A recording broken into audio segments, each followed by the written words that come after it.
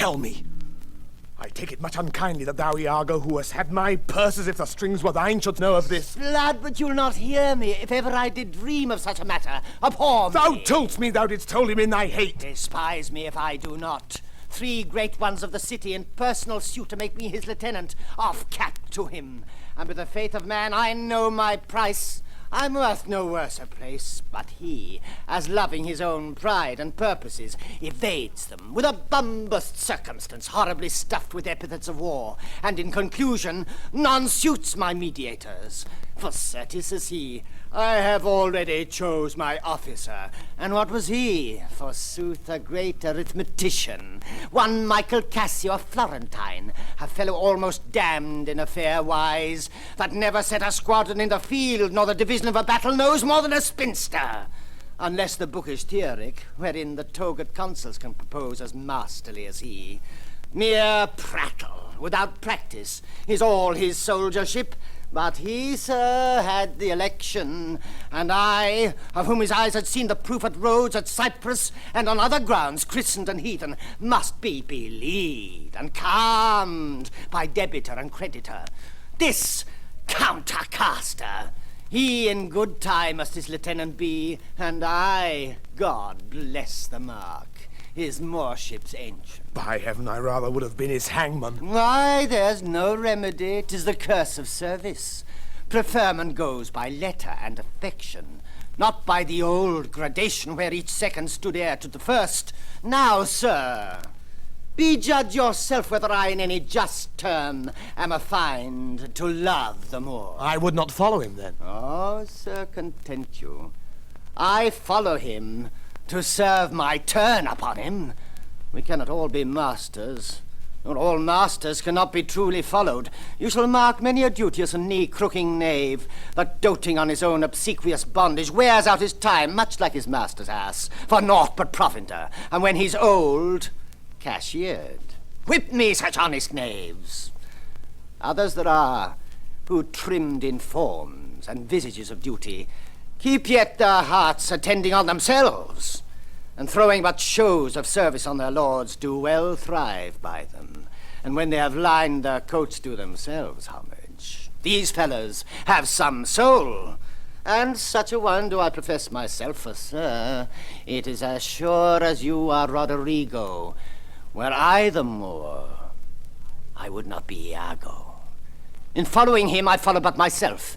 Heaven is my judge, not I for love and duty, but seeming so, for my peculiar end. For when my outward action doth demonstrate the native act and figure of my heart in complement extern, 'tis not long after that I will wear my heart upon my sleeve, her doors to peck at. I am not what I am. What a full fortune does the thick lips owe if he can carry it thus. Call up her father, rouse him, make after him, poison his delight, proclaim him in the streets, incense her kinsmen, and though he in a fertile climate dwell, plague him with flies. Though that his joy be joy, yet throw such chances of vexation on't as it may lose some colour. Here is her father's house. I'll call aloud. Do, with like timorous accent and dire yell, as when by night and negligence the fire is spied in populous cities. What ho! Brabantio! Signor Brabantio! Ho! Awake! What ho, Brabantio! Ho! Thieves! Thieves! Look to your house, your daughter, and your bags! Thieves! Thieves! What is the reason of this terrible summons? What is the matter there? Signor, is all your family within? Are your doors locked? Why? Wherefore ask you this? Sir, you are robbed. For shame, put on your gown. Your heart is burst. You have lost half your soul. Even now, very now, an old black ram is tapping your white ewe. Arise, arise, awake the snorting citizens with the bell, or else the devil will make a grandsire of you. Arise, I say. What? Have you lost your wits? Most reverend Signor, do you know my voice? Not I. What are you? My name is Roderigo. The worse are welcome. I have charged thee not to haunt about my doors. In honest plainness thou hast heard me say, my daughter is not for thee. Sir! And now in madness, being full of supper and distempering draughts, Upon malicious knavery Sir. dost thou come to start my choir. Sir! But sir. thou must needs be sure my spirit and my place have in them power to make this bitter to thee. Patience, good sir. What tells thou me of robbing? This is Venice. My house is not a grange. Most brave Babancho, in simple and pure soul I come to you. Sir, you are one of those that will not serve God if the devil bid you. Because we come to do you service and you think we are ruffians, you'll have your daughter covered with a Barbary horse. You'll have your nephews neigh to you. You'll have courses for cousins and jennets for Germans. What profane wretch art thou? I am one, sir, that come to tell you your daughter and the Moor are making the beast with two backs. Thou art a villain. You are a senator. This thou shalt answer. I know thee, Roderigo. Sir, I will answer anything. But I beseech you, if it be your pleasure and most wise consent, as I partly find it is, that your fair daughter at this odd even and dull watch of the night, transported with no worse nor better guard, but with a knave of common hire, a gondolier, to the gross clasps of a lascivious Moor, if this be known to you in your allowance, we then have done you bold and saucy wrongs. But if you know not this, my manners tell me we have your wrong rebuke. Do not believe that from the sense of all civility I thus would play and trifle with your reverence. Your daughter, if you have not given her leave, I say again, hath made a gross revolt, tying her duty, beauty, wit, and fortunes in an extravagant and wheeling stranger of here and everywhere. Straight satisfy yourself. If she be in her chamber or your house, let loose on me the justice of the state for thus deluding you. Strike on the tinder hoe. Give me a taper. Call up all my people. This accident is not unlike my dream. Belief of it oppresses me already. Light, I say! Light! Farewell, for I must leave you. It seems not meet nor wholesome to my place to be produced, as if I stay I shall against the Moor. For I do know the state, however this may gall him with some check, cannot with safety cast him, for he's embarked with such loud reason to the Cyprus wars, which even now stands in act, that for their souls, another of his fathom, they have none to lead their business. In which regard, though I do hate him as I do hell pains, yet for necessity of present life I must show out a flag and sign of love, which is indeed but sign, that you shall surely find him. Lead to the sagittary, the raised search, and there will I be with him. So farewell. It is too true an evil. Gone she is, and what's to come of my despiser time is naught but bitterness. Now, Roderigo, where dost thou see her? Oh, unhappy girl! With the Moor, sayest thou? Who would be your father? How didst thou know 'twas she? Oh, she deceives me past thought. What said she to you? Get more tapers! Raise all my kindred! Are they married, think you? Truly, I think they are. Oh, heaven, how got she out? Oh, treason of the blood! Fathers from hence, trust not your daughters' minds by what you see them act. Is there not charms by which the property of youth and maidhood may be abused? Have you not read, Roderigo, of some such thing? Yes, sir, I have indeed. Call up my brother! Oh, would you had had her? Some one way, some another. Do you know where we may apprehend her on the moor? I think I could discover him if you please to get good guard and go along with me. Pray you lead on. At every house I'll call, I may command at most. Get weapons there, and raise some special officers of might. On, good Roderigo, I'll deserve your pains.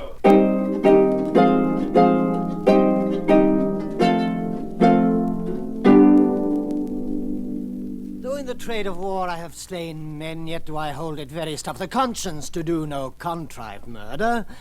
I lack iniquity sometime to do me service. 9 or 10 times I thought of yerked him here under the ribs. 'Tis better as it is. Nay, but he prated and spoke such scurvy and provoking terms against your honour, that with the little godliness I have, I did full hard forbear him. But I pray you, sir, are you fast married? Be assured of this, that the Magnifico is much beloved, and hath in his effect a voice potential as double as the Duke's. He will divorce you, or put upon you what restraint or grievance the law, with all his might to enforce it on, will give him cable. Let him do his spite. My services, which I have done the signory, shall outtongue his complaints. 'Tis yet to know, which when I know that boasting is an honor, I shall promulgate.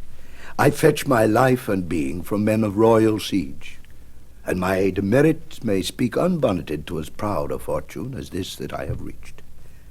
For know, Iago, but that I love the gentle Desdemona, I would not my unhoused free condition put into circumscription and confine for the sea's worth. But look, what lights come yond. Those are the raised father and his friends. You had best go in. Not I. I must be found. My parts, my title, and my perfect soul will manifest me rightly. Is it they? By Janus, I think no. The servant of the Duke's, and my lieutenant. The goodness of the night upon you, friends. What is the news? The Duke does greet you, General, and he requires your post-haste appearance even on the instant. What is the matter, think you? Something from Cyprus, as I may divine. It is a business of some heat. The galleys have sent a dozen secret messengers this very night at one another's heels, and many of the consuls raised and met are at the Duke's already. You have been hotly called for. When being not at your lodging to be found, the Senate hath sent about 3 several quests to search you out. 'Tis well I am found by you. I will but spend a word here in the house and go with you. Ancient, what makes he here? Faith, he tonight hath boarded a land carrack. If it prove lawful prize, he's made forever. I do not understand. He's married. To who? Married to... come, Captain, will you go? Have with you. Here comes another troop to seek for you. Thank you. General, be advised, he comes to bad intent. Hola! Stand there! Signor, it is the Moor! Down with him, thief! You, Roderigo, come, sir. I am for you. Keep up your bright swords, or the Jew will rust them. Good Signor, you shall more command with years than with your weapons. Oh, thou foul thief! Where hast thou stowed my daughter?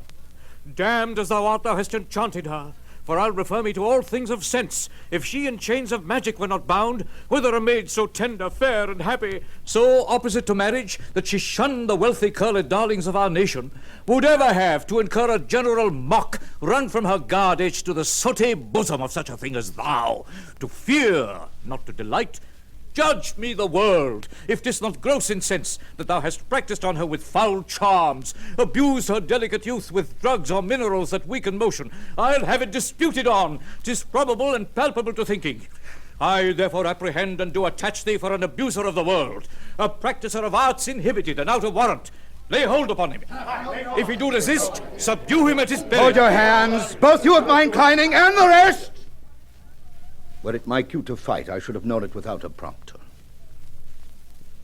Where will you that I go to answer this, your charge? To prison, till fit time of law and course of direct session call thee to answer.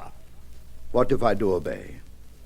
How may the Duke be therewith satisfied, whose messengers are here about my side upon some present business of the state to bring me to him? 'Tis true, most worthy Signor. The Duke's in council, and your noble self, I'm sure, is sent for. How? The Duke in council at this time of the night? Bring him away. Mine's not an idle cause. The Duke himself or any of my brothers of the state cannot but feel this wrong as 'twere their own. For if such actions may have passage free, bondslaves and pagans shall our statesmen be.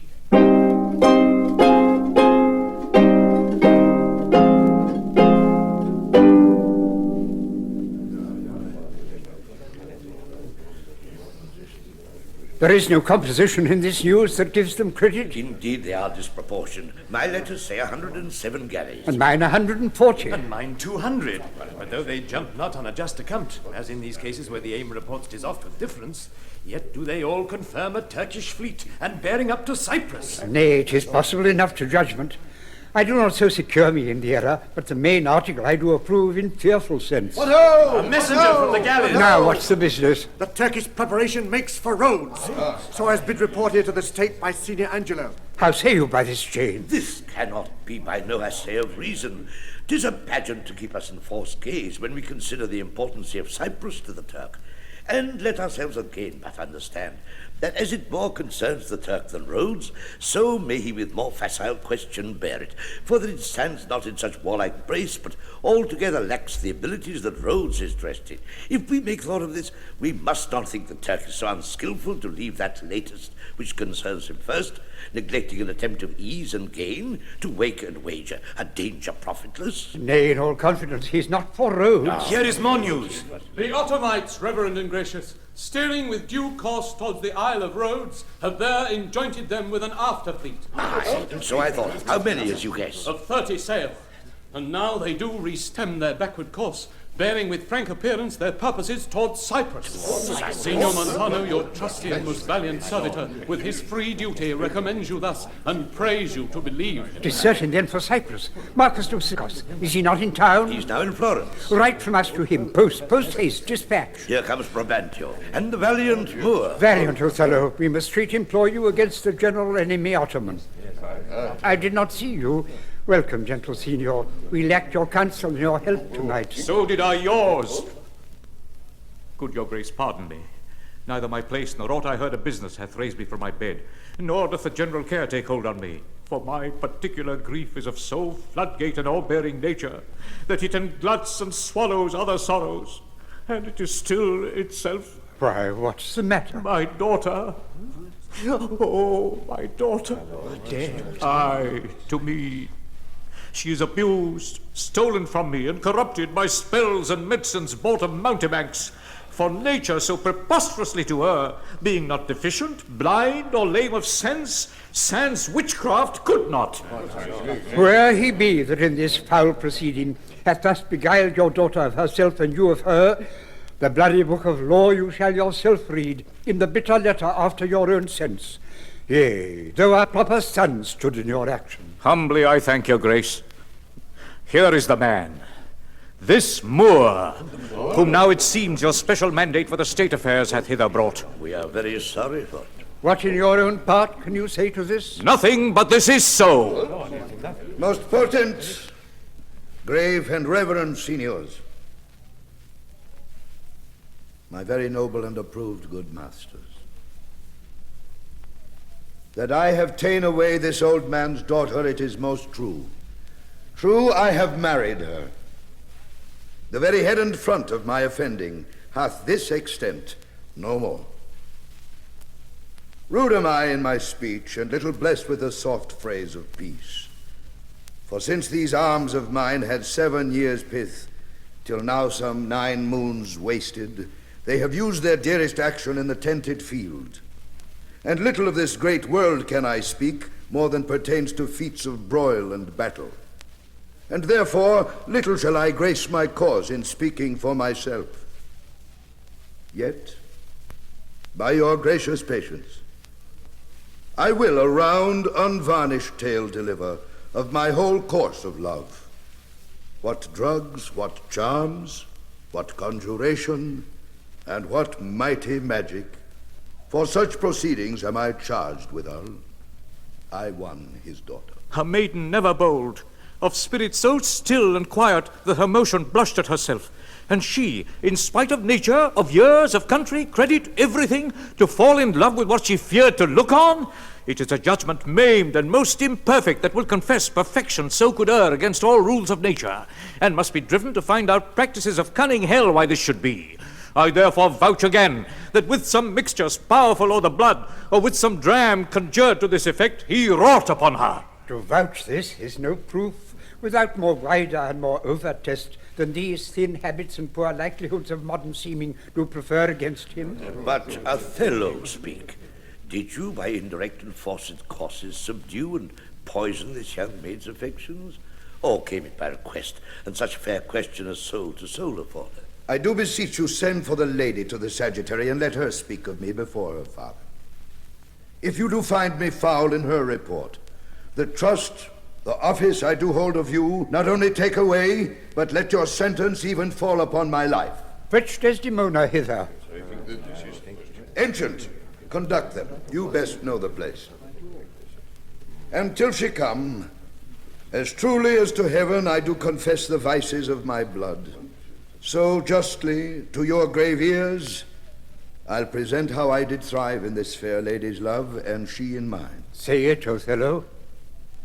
Her father loved me, oft invited me, still questioned me the story of my life, from year to year, the battles, sieges, fortunes that I have passed.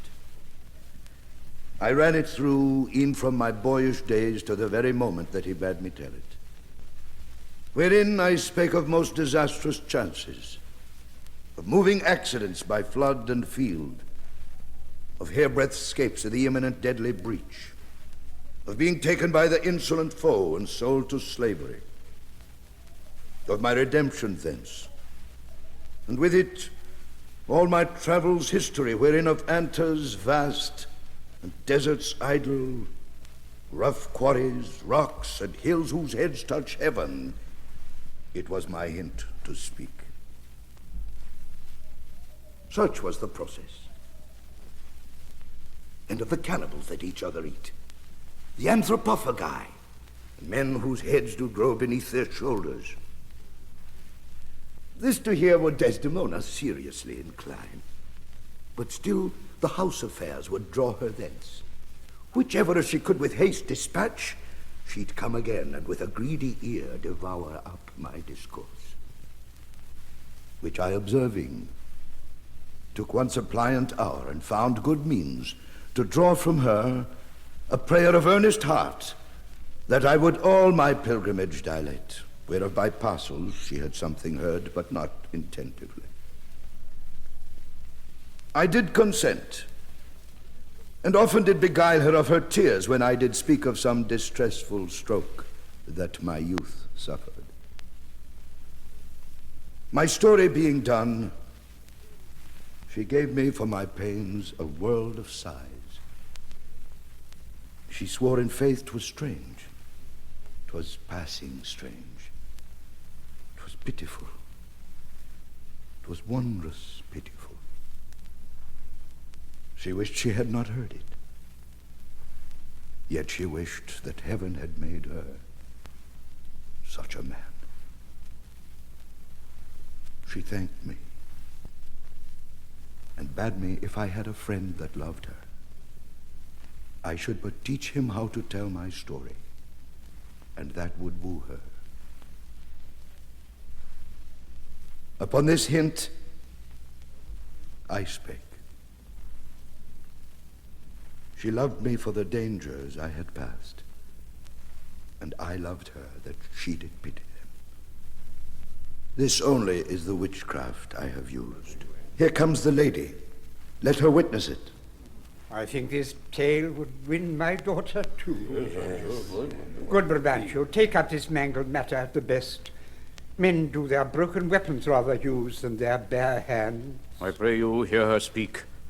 If she confess that she was half the wooer, destruction on my head if my bad blame light on the man. Come hither, gentle mistress. Do you perceive in all this noble company where most you owe obedience? My noble father, I do perceive here a divided duty. To you I am bound for life and education. My life and education both do learn me how to respect you. You are the lord of duty. I am hitherto your daughter. But here's my husband, and so much duty as my mother showed to you, preferring you before her father, so much I challenge that I may profess due to the Moor my lord. God be with you. I have done. Please it your grace, on to the state affairs. I had rather to adopt a child than get it. Come hither, Moor. I here do give thee that with all my heart, which but thou hast already, with all my heart I would keep from thee. For your sake, jewel, I'm glad at soul I have no other child, for thy escape would teach me tyranny to hang clogs on them. I have done, my lord. Let me speak like yourself and lay a sentence, which as agrees or step may help these lovers. When remedies are past, the griefs are ended by seeing the worst, which late on hopes depended. To mourn a mischief that is past and gone is the next way to draw new mischief on. What cannot be preserved when fortune takes patience, her injury a mockery makes. The robbed that smiles steals something from the thief. He robs himself that spends a bootless grief. So let the Turk of Cyprus us beguile. We lose it not so long as we can smile. He bears a sentence well that nothing bears but the free comfort which from thence he hears. But he bears both the sentence and the sorrow that to pay grief must of poor patience borrow. These sentences to sugar or to gall being strong on both sides are equivocal. But words are words, I never yet did hear that the bruised heart was pierced through the ear. I humbly beseech you, proceed to the affairs of state. The Turk with most mighty preparation makes for Cyprus.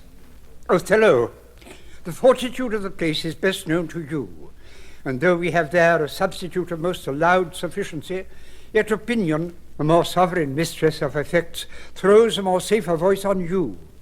You must therefore be content to slobber the gloss of your new fortunes with this more stubborn and boisterous expedition.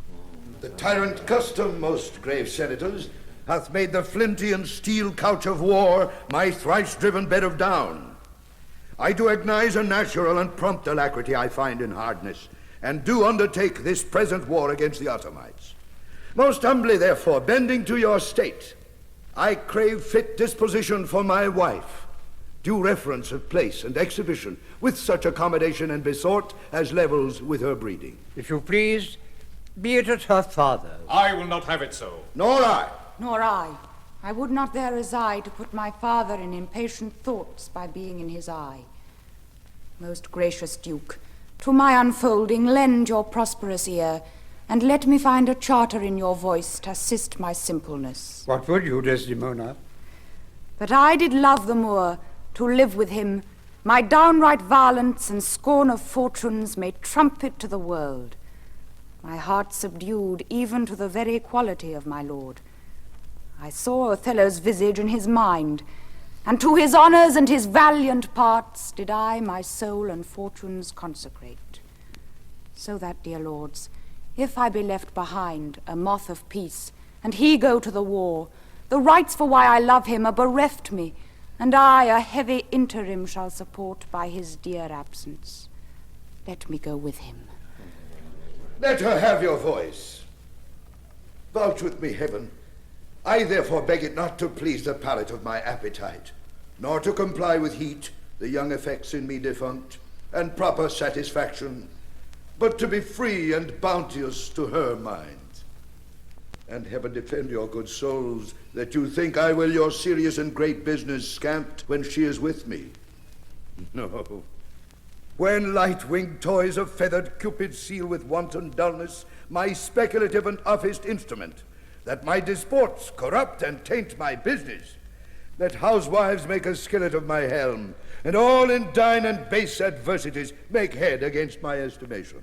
Be it as you shall privately determine, either for her stay or going. The affair cries haste, and speed must answer it. You must away tonight. Yes. Tonight, my lord? This night. With all my heart. At 9 in the morning here we'll meet again. Othello, leave some officer behind, and he shall our commission bring to you, and such things else of quality and respect as doth import you. So please your grace, my ancient, a man he is of honesty and trust. To his conveyance I assign my wife.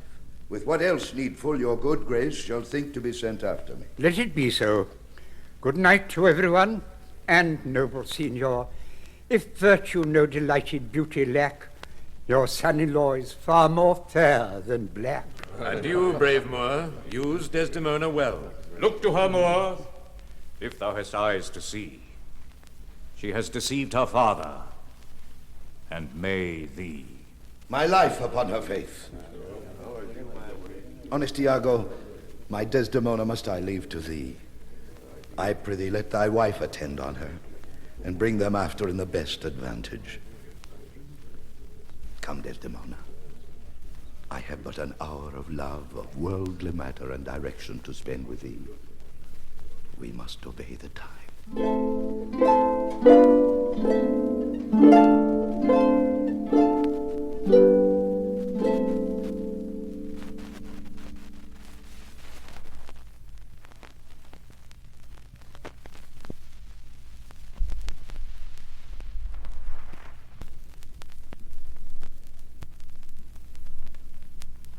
Iago! What sayest thou, noble heart? What will I do, thinkest thou? Why, go to bed and sleep. I will incontinently drown myself. If thou dost, I shall never love thee after. Why, thou silly gentleman. It is silliness to live when to live is torment. And then we have a prescription to die when death is our physician. Oh, villainous. I have looked upon the world for 4 times 7 years, and since I could distinguish betwixt a benefit and an injury, I never found man that knew how to love himself. Ere I would say I would drown myself for the love of a guinea hen, I would change my humanity with a baboon. But what should I do? I confess it is my shame to be so fond, but it is not in my virtue to amend it. Virtue? A fig. 'Tis in ourselves that we are thus or thus. Our bodies are our gardens, to the which our wills are gardeners. So that if we will plant nettles or sow lettuce, set hyssop and weed up thyme, supply it with one gender of herbs or distract it with many, either to have it sterile with idleness or manured with industry, why, the power and corrigible authority of this lies in our wills. If the brain of our lives are not one scale of reason to poison another of sensuality, the blood and baseness of our natures would conduct us to most preposterous conclusions. But we have reason to cool our raging motions, our carnal stings or unbitted lusts. Whereof I take this, that you call love, to be a sect or sign. It cannot be. It is merely a lust of the blood, and a permission of the will. Come, be a man. Drown thyself, drown cats and blind puppies. I have professed me thy friend, and I confess me knit to thy deserving with cables of perdurable toughness. I could never better stead thee than now. Put money in thy purse. Follow thou the wars. Defeat thy favor with an usurped beard. I say, put money in thy purse. It cannot be long that Desdemona should continue her love to the Moor. Put money in thy purse, nor he his to her. It was a violent commencement in her, and thou shalt see an answerable sequestration. Put but money in thy purse. These Moors are changeable in their wills. Fill thy purse with money. The food that to him now is as luscious as locusts shall be to him shortly as bitter as coloquintida. She must change for youth. When she is sated with his body, she will find the errors of her choice. Therefore, put money in thy purse. If thou wilt needs damn thyself, do it a more delicate way than drowning. Make all the money thou canst. If sanctimony and a frail vow betwixt an erring barbarian and a supersubtle Venetian be not too hard for my wits and all the tribe of hell, thou shalt enjoy her. Therefore make money. A pox of drowning thyself, it is clean out of the way. Seek thou rather to be hanged in compassing thy joy than to be drowned and go without her. Wilt thou be fast to my hopes if I depend on the issue? Thou art sure of me. Go make money. I have told thee often, and I retell thee again and again, I hate the Moor. My course is hearted, thine hath no less reason. Let us be conjunctive in our revenge against him. If thou canst cuckold him, thou dost thyself a pleasure, and me a sport. There are many events in the womb of time which will be delivered. Traverse, go, provide thy money. We will have more of this tomorrow, adieu. Where shall we meet in the morning? At my lodging. I'll be with thee betimes. Go to, farewell. Do you hear, Roderigo? I'll sell all my land. Thus do I ever make my fool, my purse. For I mine own gained knowledge should profane if I would time expend with such a snipe. But for my sport and profit, I hate the Moor. And it is thought abroad that twixt my sheets is done my office. I know not if it be true, but I for mere suspicion in that Caedmon do as if for surety. He holds me well, the better shall my purpose work on him. Cassio's a proper man. Let me see now, to get his place and to plume up my will in double knavery. How? Let's see. After some time to abuse Othello's ears that he is too familiar with his wife, he hath a person and a smooth disposed to be suspected, framed to make women false. The Moor is of a free and open nature that thinks men honest that but seem to be so, and will as tenderly be led by the nose as asses are. I have't. It is engendered. Hell and night must bring this monstrous birth to the world's light.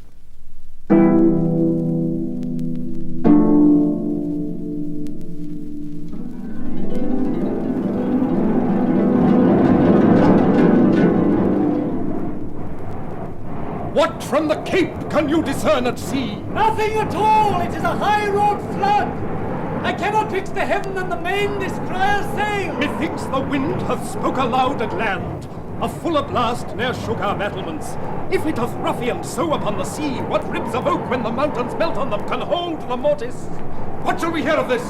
A segregation of the Turkish fleet. For do but stand upon the foaming shore. The chidden billow seems to pelt the clouds. The wind-shaked surge with high and monstrous mane seems to cast water on the burning bear and quench the guards of never-fixed pole. I never did like molestation view on the enchafed flood. If that the Turkish fleet be not ensheltered and embayed, they are drowned. It is impossible to bear it out. News, lads, our wars are done. The desperate tempest hath so banged the Turks that their designment halts. The noble ship of Venice hath seen a grievous wrack and sufferance on most part of their fleet. How is this true? The ship is here put in. A Veronese, Michael Cassio, lieutenant to the warlike Moor Othello, is come on shore. The Moor himself at sea, and is in full commission here for Cyprus. I am glad on't, 'tis a worthy governor. But this same Cassio, though he speak of comfort touching the Turkish loss, yet he looks sadly and prays the Moor be safe, for they were parted with foul and violent tempest. Pray heavens he be, for I have served him, and the man commands like a full soldier. Let's to the seaside, ho!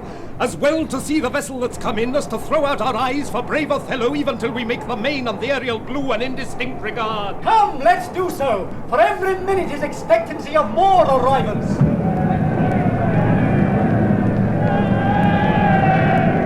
Thanks, you the valiant of the warlike isle, that so approve the Moor. Oh, let the heavens give him defense against the elements, for I have lost him on a dangerous sea. Is he well shipped? His bark is stoutly timbered, and his pilot a very expert and approved allowance. Therefore my hopes, not surfeited to death, stand in bold cure. What noise? The ground is empty! On the brow of the sea stand ranks of people, and they cry, "A sail!" My hopes to shape him for the governor. May you discharge their shot of courtesy, our friends at least. I pray you, sir, go forth and give us truth who 'tis that is arrived. I shall! But, good lieutenant, is your general wise? Most fortunately. He hath achieved a maid that paragons description and wild fame, one that excels the quirks of blazoning pens, and in the essential vesture of creation does tire the Ingeniver. How now, who has put in? 'Tis one Iago, ancient to the general. He's had most favourable and happy speed. Tempests themselves, high seas and howling winds, the guttered rocks and congregated sands, traitors ensteeped to enclog the guiltless keel, as having sense of beauty, do omit their mortal natures, letting go safely by the divine Desdemona. What is she? She that I spake of, our great captain's captain, left in the conduct of the bold Iago, whose footing here anticipates our thoughts a senate's speed. Great Jove, Othello guard, and swell his sail with thine own powerful breath, that he may bless this bay with his tall ship. Make love's quick pants in Desdemona's arms. Give renewed fire to our extincted spirits. Oh, behold, the riches of the ship is come on shore. You men of Cyprus, let her have your knees. Hail to thee, lady, and the grace of heaven before, behind thee, and on every hand, and wheel thee round. I thank you, valiant Cassio. What tidings can you tell me of my lord? He is not yet arrived, nor know I aught but that he's well, and will be shortly here. Oh, but I fear, how lost you company? The great contention of sea and skies parted our fellowship. A sail! But hark, sail! They give this greeting to the citadel. This likewise is a friend. See for the news. Good ancient, you are welcome. Welcome, mistress. Let it not gall your patience, good Iago, that I extend my manners. 'Tis my breeding that gives me this bold show of courtesy. Sir, would she give you so much of her lips as of her tongue she oft bestows on me, you would have enough. Alas, she has no speech. In faith, too much. I find it still when I have leave to sleep. Marry, before your ladyship, I grant she puts her tongue a little in her heart and chides with thinking. You have little cause to say so. Come on. Your pictures out of doors, bells in your parlours, wildcats in your kitchens, saints in your injuries, devils being offended, players in your hazardery and hazards in your beds. Oh, fie upon thee, slanderer. Nay, it is true, or else I am a Turk. You rise to play and go to bed to work. You shall not write my praise. No, let me not. What wouldst write of me if thou shouldst praise me? Oh, gentle lady, do not put me to it, for I am nothing if not critical. Come on, essay. There's one gone to the harbour? Aye, madam. I am not merry, but I do beguile the thing I am by seeming otherwise. Come, how wouldst thou praise me? I am about it. But indeed my invention comes from my pate, as birdlime does from fleas. It plucks out brains and all. But my muse labours, and thus she is delivered. If she be fair and wise, fairness and wit, the one's for use, the other useth it. Well praised. How if she be black and witty? If she be black and there to have a wit, she'll find a white that shall her blackness fit. Worse and worse. How if fair and foolish? She never yet was foolish that was fair, for e'en her folly helped her to an heir. These are old fond paradoxes to make fools laugh in the alehouse. What miserable praise hast thou for her that's foul and foolish? There's none so foul and foolish thereunto, but does foul pranks which fair and wise ones do. Oh, heavy ignorance, thou praisest the worst best. But what praise couldst thou bestow on a deserving woman indeed? One that in the authority of her merit did justly put on the vouch of very malice itself. Ah, she that was ever fair and never proud, had tongue at will, and yet was never loud, never lacked gold, and yet went never gay, fled from her wish, and yet said, now I may. She that being angered, her revenge being nigh, bade her wrong stay, and her displeasure fly. She that in wisdom never was so frail to change the cod's head for the salmon's tail. She that could think, and ne'er disclose her mind, see suitors following and not look behind. She was a wight, if ever such wights were. To do what? To suckle fools and chronicle small beer. Oh, most lame and impotent conclusion. Do not learn of him, Amelia, though he be thy husband. How say you, Cassio? Is he not a most profane and liberal counsellor? He speaks home, madam. You may relish him more in the soldier than in the scholar. He takes her by the palm. Aye, well said. Whisper. With as little a web as this will I ensnare as great a fly as Cassio. Aye, smile upon her, do. I'll jive thee in thine own courtship. You say true, 'tis so indeed. If such tricks as these strip you out of your lieutenantry, it'd been better you had not kissed your 3 fingers so oft, which now again you are most apt to play the sir in. Very good. Well kissed. An excellent courtesy. 'Tis so indeed. Yet again your fingers to your lips. Would they were clyster pipes for your sake. The Moor, I know his trumpet. 'Tis truly so. Let's meet him and receive him. Lo, where he comes. Oh, my fair warrior. My dear Othello. Ah, it gives me wonder great as my content to see you here before me. Oh, my soul's joy. If after every tempest come such calms, may the winds blow till they have wakened death, and let the laboring bark climb hills of seas Olympus high, and duck again as low as hell's from heaven. Ah, if it were now to die, 'twere now to be most happy. For I fear my soul hath her content so absolute, that not another comfort like to this succeeds in unknown fate. The heavens forbid but that our loves and comfort should increase even as our days do grow. Amen to that, sweet powers. I cannot speak enough of this content. It stops me here. It is too much of joy. And this, the greatest discords be that e'er our hearts shall make. Oh, you are well tuned now. But I'll set down the pegs that make this music, as honest as I am. Come, let's to the castle. News, friends, our wars are done. The Turks are drowned. How does my old acquaintance of this isle? Honey, you shall be well desired in Cyprus. I've found great love amongst them. Oh, my sweet, I prattle out of fashion, and I dote in mine own comforts. I prithee, good Iago, go to the bay and disembark my coffers. Bring you the master to the citadel. He's a good one, and his worthiness does challenge much respect. Come, Desdemona. Once more, Well met at Cyprus! Do thou meet me presently at the harbour. Come thither if thou beest valiant. As they say, base men being in love have then a nobility in their natures more than is native to Iago? List me. The lieutenant tonight watches on the court of guard. First I must tell thee this. Desdemona is directly in love with him. With him? Why, 'tis not possible. Shh, lay thy finger thus, and let thy soul be instructed. Mark me with what violence she first loved the more, but for bragging and telling of fantastical lies. To love him still for prating. Let not thy discreet heart think it.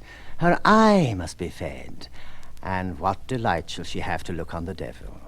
When the blood is made dull with the act of sport, there should be again to inflame it and to give satiety a fresh appetite.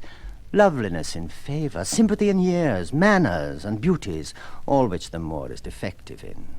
Now, for want of these required conveniences, her delicate tenderness will find itself abused, begin to heave the gorge, disrelish and abhor the Moor. Very nature will instruct her in it, and compel her to some second choice. Now, sir, this granted, as it is a most pregnant and unforced position, who stands so eminent in the degree of this fortune as Cassio does? No. And nay, very voluble, no further conscionable than in putting on the mere form of civil and humane seeming for the better compass of his salt and most hidden loose affection. Oh. Why, none. Why, none. A slipper and subtle knave, a finder of occasion, that he's an eye can stamp and counterfeit advantages, though true advantage never present itself. A devilish knave. Besides, the knave is handsome, young, and hath all those requisites in him that folly and green minds look after. A pestilent, complete knave. And the woman hath found him already. I cannot believe that in her. She's full of most blessed condition. Blessed fig's end! The wine she drinks is made of grapes. If she'd been blessed, she would never have loved the Moor. Blessed pudding! Didst thou not see her paddle with the palm of his hand? Didst not mark that? Well, yes, that I did. But that was but courtesy. Lechery, by this hand. An index and obscure prologue to the history of lust and foul thoughts. They met so near with their lips that their breaths embraced together. Villainous thoughts, Roderigo. When these mutabilities so marshal the way, hard at hand comes the master and main exercise in corporate conclusion. But, sir, be you ruled by me. I have brought you from Venice. Watch you tonight. For the command I lay it upon you.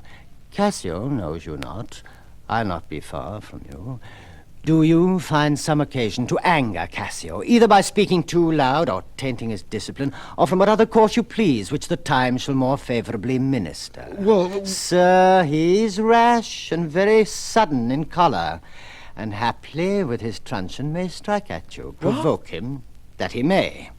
For even out of that will I cause these of Cyprus to mutiny, whose qualification shall come into no true taste again, but by the displanting of Cassio. So shall you have a shorter journey to your desires, by the means I shall then have to prefer them, and the impediment most profitably removed, without the which there were no expectation of our prosperity. Well, I will do this if you could bring it to any opportunity. I warrant thee. Meet me by and by at the citadel. I must fetch his necessaries ashore. Farewell. Adieu. That Cassio loves her, I do well believed. That she loves him, 'tis apt and of great credit. The more, howbeit, that I endure him not, is of a constant, loving, noble nature, and I dare think he'll prove to Desdemona a most dear husband. Now I do love her too, not out of absolute lust, though peradventure I stand a Compton for as great a sin, but partly led to die at my revenge. For that I do suspect the lusty Moor hath leaped into my seat, the thought whereof doth like a poisonous mineral gnaw my innards, and nothing can or shall content my soul till I am evened with him wife for wife, Or failing so, yet that I put the Moor at least into a jealousy so strong that judgment cannot cure. Which thing to do, if this poor trash of Venice, whom I trace for his quick hunting, stand the putting on, I'll have our Michael Cassio on the hip, abuse him to the Moor in the right garb, for I fear Cassio with my nightcap too, make the Moor thank me, love me, and reward me for making him egregiously an ass, and practising upon his peace and quiet, even to madness. 'Tis here, but yet confused. Knavery's plain face is never seen till used.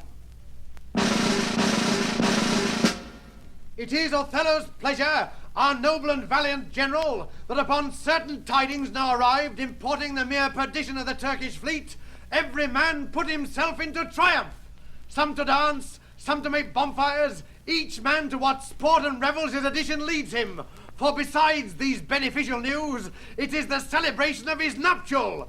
So much was his pleasure to be proclaimed. All offices are open, and there is full liberty of feasting from this present hour of 5 till the bell hath tolled 11. Heaven bless the Isle of Cyprus and our noble General Othello! Good Michael, look you to the guard tonight. Let's teach ourselves that honorable stop, not to outsport discretion. Iago hath direction what to do, but notwithstanding, with my personal eye will I look to it. Iago's most honest. Michael, good night. Tomorrow with your earliest, let me have speech with you. Come, my dear love. The purchase made, the fruits are to ensue. That profit's yet to come tween me and you. Oh, welcome, Iago. We muster the watch. Not this hour, Lieutenant. 'Tis not yet 10 of the clock. Our general cast us thus early for the love of his Desdemona, who, let us not therefore blame, he hath not yet made wanton the night with her. And she is sport for Jove. She is a most exquisite lady. And I'll warrant her full of game. Indeed, she's a most fresh and delicate creature. What an eye she has. Methinks it sounds a parley to provocation. An inviting eye, and yet methinks right modest. When she speaks, is it not an alarm to love? She is indeed perfection. Well, happiness to those sheets. Come, Lieutenant, I have a stoup of wine, and here without are a brace of Cyprus gallants that would fain have a measure to the health of black Othello. Oh, not tonight, good Iago. I have very poor and unhappy brains for drinking. I could well wish courtesy would invent some other custom of entertainment. Oh, they are our friends. But 1 cup I'll drink for you. I have drunk but 1 cup tonight, and that was craftily qualified too. And behold, what innovation it makes here. I'm infortunate in the infirmity, and dare not task my weakness with any more. But, man, 'tis a night of revels, the gallants desire it. Where are they? Here, at the door. I pray you call them in. I'll do it, but it dislikes me. If I can fasten but 1 cup upon him with that which he hath drunk tonight already, he'll be as full of quarrel and offence as my young mistress' dog. Now my sick fool Roderigo, whom love hath turned almost the wrong side out, to Desdemona hath tonight caroused, potations pottle deep, and he is to watch. 3 else of Cyprus, noble swelling spirits that hold their honours in a wary distance, the very elements of this warlike isle, have I tonight flustered with flowing cups, and they watch too. Now amongst this flock of drunkards am I to put our Cassio in some action that may offend the isle. But here they come. If consequence do but approve my dream, my boat sails freely, both with wind and stream. Oh, for God! They have given me a rouse already. Good faith, a little one. Not past a pint, as I am a soldier. Some wine, ho! And let me the cannikin clink, clink, clink, and let me the cannikin clink. A soldier's a man, oh man's life's but a span. Why then let a soldier drink? Why then let a soldier drink? Some wine, boys! Oh, God! An excellent song. I learned it in England, where indeed they're most potent in potting. Your Dane, your German, and your swag-bellied Hollander, drink, ho, are nothing to your English. Is your Englishman so exquisite in his drinking? Why, he drinks you with facility, your Dane dead drunk. He sweats not to overthrow your Alman. He gives your Hollander a vomit ere the next bottle can be filled. To the health of our general! I am for it, Lieutenant, and I'll do you justice. Oh, sweet England. King Stephen was a worthy peer, his breeches cost him but a crown. He held them sixpence all too dear, with that he called the tailor lown. He was a wight of high renown, and thou art but of low degree. 'Tis pride that pulls the country down. Then take thy old cloak about thee. Some wine! Oh, for God, this is a more exquisite song than the other. Will you hear it again? No, for I hold him to be unworthy of his place that does those things. Well, God's above all, and there be souls must be saved, and there be souls must not be saved. It is true, good lieutenant. For mine own part, no offense to the general nor any man of quality, I hope to be saved. And so do I too, lieutenant. Aye, but by your leave, not before me. Oh. The lieutenant is to be saved before the ancient. Let's have no more of this. Let's to our affairs. God forgive us our sins. Gentlemen, let's look to our business. Do not think, gentlemen, I am drunk. This is my ancient, this is my right hand, and this is my left. I am not drunk now. I can stand well enough, and I speak well enough. Excellent! Well, why, very well then, you must not think then that I am drunk. To the platform, masters, come. Let's set the watch. You see this fellow that has gone before? He is a soldier, fit to stand by Caesar and give direction. And do but see his vice. 'Tis to his virtue a just equinox, the one as long as t'other. 'Tis pity of him. I fear the trust Othello puts him in on some odd time of his infirmity will shake this island. But is he often thus? 'Tis evermore his prologue to his sleep. He'll watch the horologe a double set, if drink rock not his cradle. It were well the general were put in mind of it. Perhaps he sees it not, or his good nature prizes the virtue that appears in Cassio and looks not on his evils. Is not this true? Iago! Hannah Roderigo, I pray you after the lieutenant. Go. And 'tis great pity that the noble Moor should hazard such a place as his own second with one of an ingraft infirmity. It were an honest action to say so to the Moor. Not I, for this fair island. I do love Cassio well, and would do much to cure him of his evil. Help! Oh, What noise? Jude, you rogue, you rascal! What's the matter, Lieutenant? A knave! Teach me my duty. I'll beat the knave into a twig and bottle. Oh, beat me? Dost thou prate, rogue? Good Lieutenant. Pray you, sir. Hold your hand. Me go, sir, or I'll knock you off the method. Come, you're drunk. Drunk! Away, I say.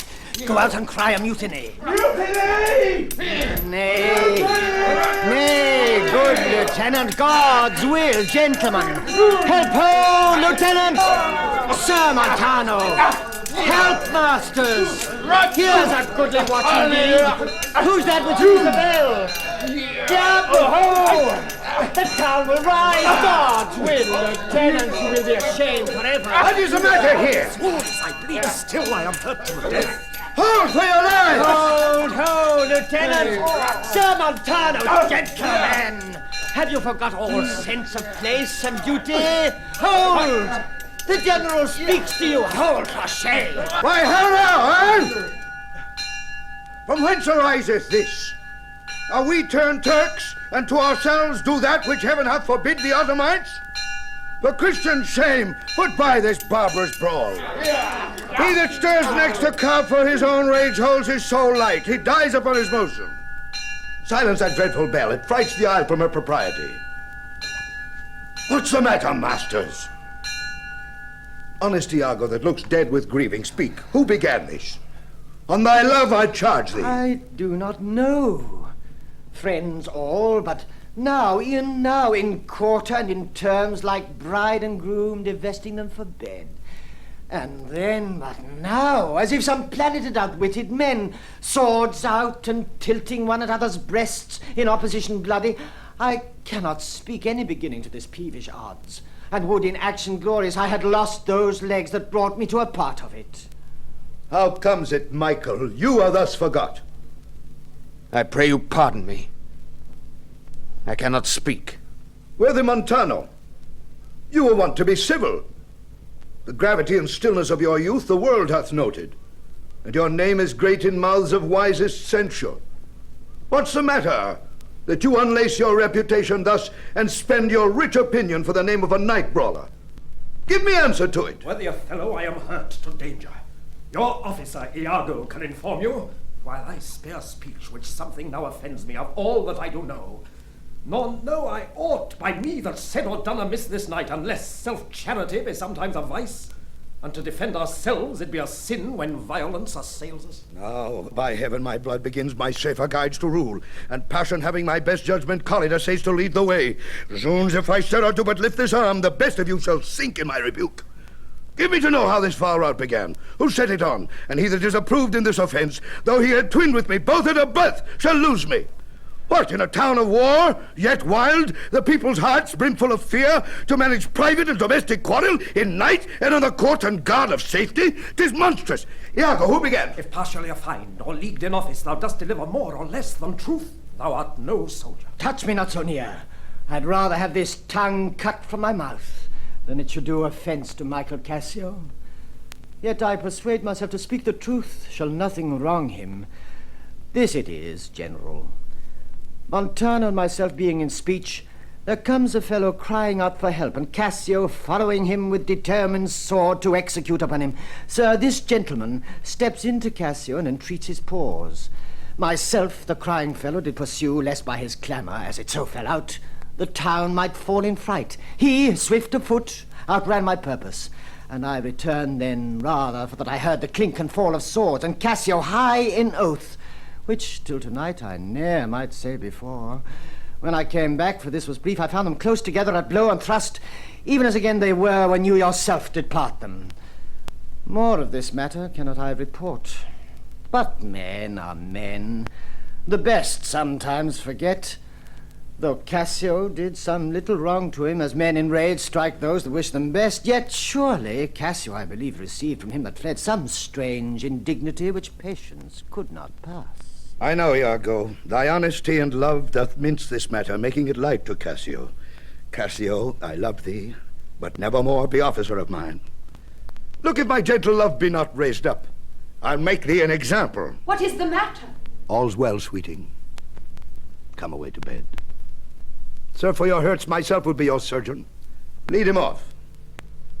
Iago, look with care about the town, and silence those whom this vile brawl distracted. Come, Desdemona. 'Tis the soldier's life to have their balmy slumbers waked with strife. What, are you hurt, Lieutenant? I passed all surgery. Marry, God forbid. Reputation, reputation, reputation. I have lost my reputation. I've lost the immortal part of myself, and what remains is bestial. My reputation, Iago, my reputation. As I am an honest man, I thought you'd received some bodily wound. There is more sense in that than in reputation. Reputation is an idle and most false imposition, oft got without merit and lost without deserving. You've lost no reputation at all, unless you repute yourself such a loser. But, man, there are more ways to recover the general again. You are but now cast in his mood, a punishment more in policy than in malice, even so as one would beat his offenceless dog to affright an imperious lion. Sue to him again, and he's yours. I will rather sue to be despised than to receive so good a commander, with so slight, so drunken, and so indiscreet an officer. Drunk! And speak parrot and squabble, swagger, swear, and discourse fustian with one's own shadow. O thou invisible spirit of wine, if thou hast no name to be known by, let us call thee devil. What was he that you followed with your sword? What had he done to you? I know not. Is it possible? I remember a mass of things, but nothing distinctly, a quarrel, but nothing wherefore. O God! That men should put an enemy in their mouths to steal away their brains. That we should with joy, pleasance, revel, and applause transform ourselves into beasts. Why, but you are now well enough. How came you thus recovered? It hath pleased the devil drunkenness to give place to the devil wrath. One unperfectness shows me another to make me frankly despise myself. Come, you are too severe a moraler. As the time, the place, and the condition of this country stands, I could heartily wish this had not befallen, but since it is, as it is, mend it for your own good. I will ask him for my place again. He shall tell me I am a drunkard. Had I as many mouths as Hydra, such an answer would stop them all. To be now a sensible man, by and by a fool, and presently a beast. Oh, strange! Every inordinate cup is unblessed, and the ingredient is a devil. Come. Good wine is a good familiar creature, if it be well used. Exclaim no more against it. And, good lieutenant, I think you think I love you. I have well approved it, sir. I drunk! You or any man living may be drunk at a time, man. I tell you what you shall do. Our general's wife is now the general. I may say so in this respect, for that he hath devoted and given up himself to the contemplation, mark, and the devotement of her parts and graces. Confess yourself freely to her. Importune I help to put you in your place again. She is of so free, so kind, so apt, so blessed a disposition. She holds it a vice in her goodness not to do more than she is requested. This broken joint between you and her husband, entreat her to splinter.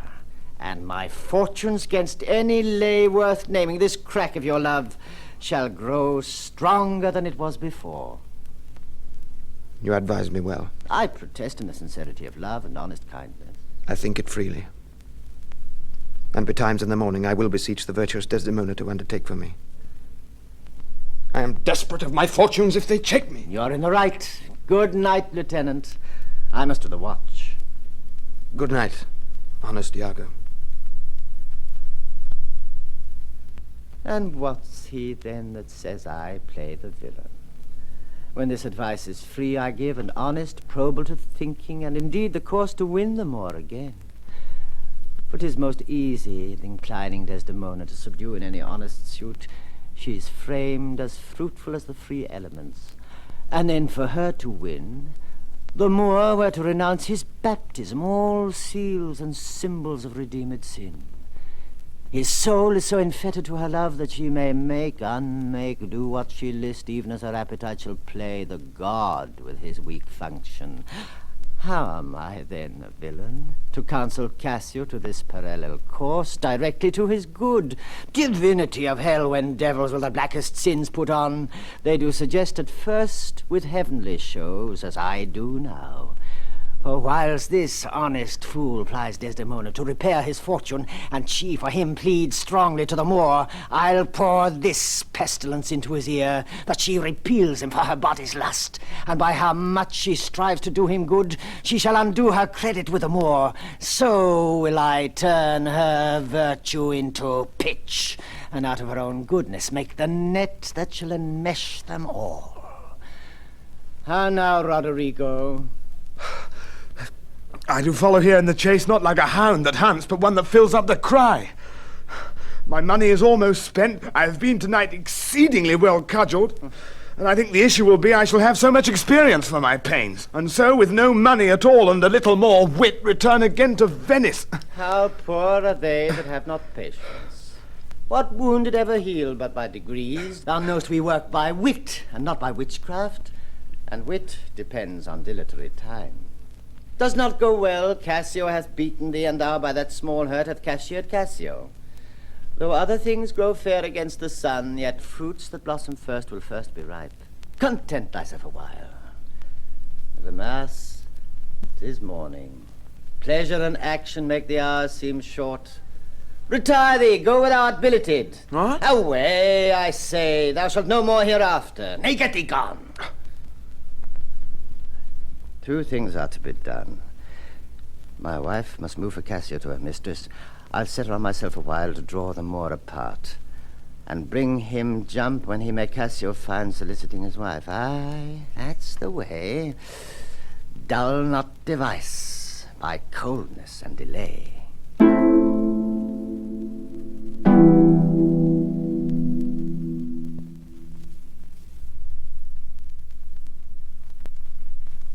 Masters, play here. I will content your pains. Something that's brief, and bid good morrow, General.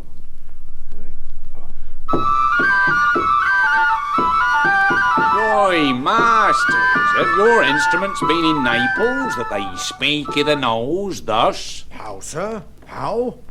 Are these, I pray you, wind instruments? Aye, marry are they, sir? Oh, thereby hangs a tale. Whereby hangs a tale, sir? Marry, sir, by many a wind instrument that I know. Herbert Masters is money for you, and the General so likes your music that he desires you, for love's sake, to make no more noise with it. Well, sir, we will not. If you have any music that may not be heard, to it again. But, as they say, to hear music the General does not greatly care. We have none such, sir. Then put up your pipes in your bag, for I'll away. Go, vanish into air, away. Dost thou hear me, mine honest friend? No, I hear not your honest friend. I hear you. Prithee, keep up thy quillets. There's a poor piece of gold for thee. If the gentlewoman that attends the General be stirring, tell her there's one Cassio entreats her a little favour of speech. Wilt thou do this? She is stirring, sir. If she will stir hither, I shall seem to notify unto her. Do, good my friend. In happy time, Iago. You have not been abed, then? Why, no, the day had broke before we parted. I have made bold, Iago, to send in to your wife. My suit to her is that she will to virtuous Desdemona procure me some access. I'll send her to you presently, and I'll devise a mean to draw them more out of the way, that your converse and business may be more free. I humbly thank you for it. I never knew a Florentine more kind and honest. Good morrow, good lieutenant. I am sorry for your displeasure, but all will sure be well. The General and his wife are talking of it, and she speaks for you stoutly. The Moor replies that he who hurt is of great fame in Cyprus and great affinity, and that in wholesome wisdom he might not but refuse you. But he protests he loves you, and needs no other suitor but his likings to take the safest occasion by the front to bring you in again. Yet I beseech you, if you think fit, or that it may be done, give me advantage of some brief discourse with Desdemona alone. Pray you come in. I will bestow you where you shall have time to speak your bosom freely. I am much bound to you. These letters give Iago to the pilot, and by him do my duties to the Senate. That done, I will be walking on the works. Repair there to me. Well, my good lord, I'll do it. This fortification, gentlemen, shall we see it? We'll await upon your lordship.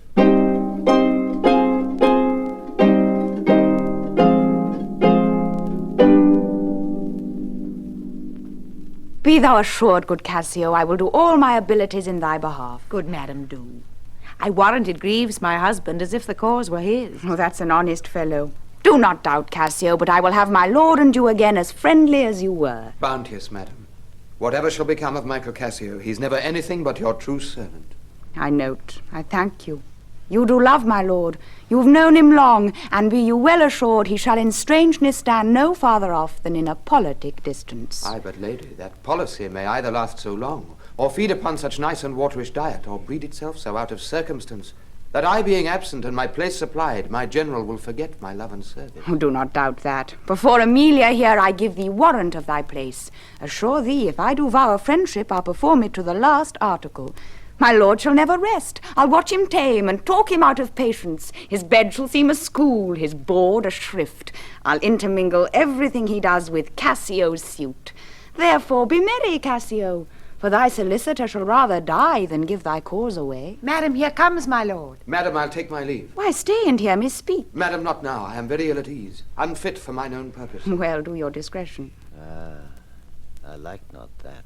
What dost thou say? Nothing, my lord, or if... I know not what. Was not that Cassio parted from my wife? Cassio, my lord? No, sure, I cannot think it, that he would steal away so guilty-like, seeing your coming. I do believe 'twas he. How now, my lord? I have been talking with a suitor here, a man that languishes in your displeasure. Who is you mean? Why, your Lieutenant Cassio. Good my lord, if I have any grace or power to move you, his present reconciliation take. For if he be not one that truly loves you, that errs in ignorance and not in cunning, I have no judgment in an honest face. I prithee, call him back. Went he hence now? I sooth, so humbled that he hath left part of his grief with me to suffer with him. Good love, call him back. Not now, sweet Desdemon.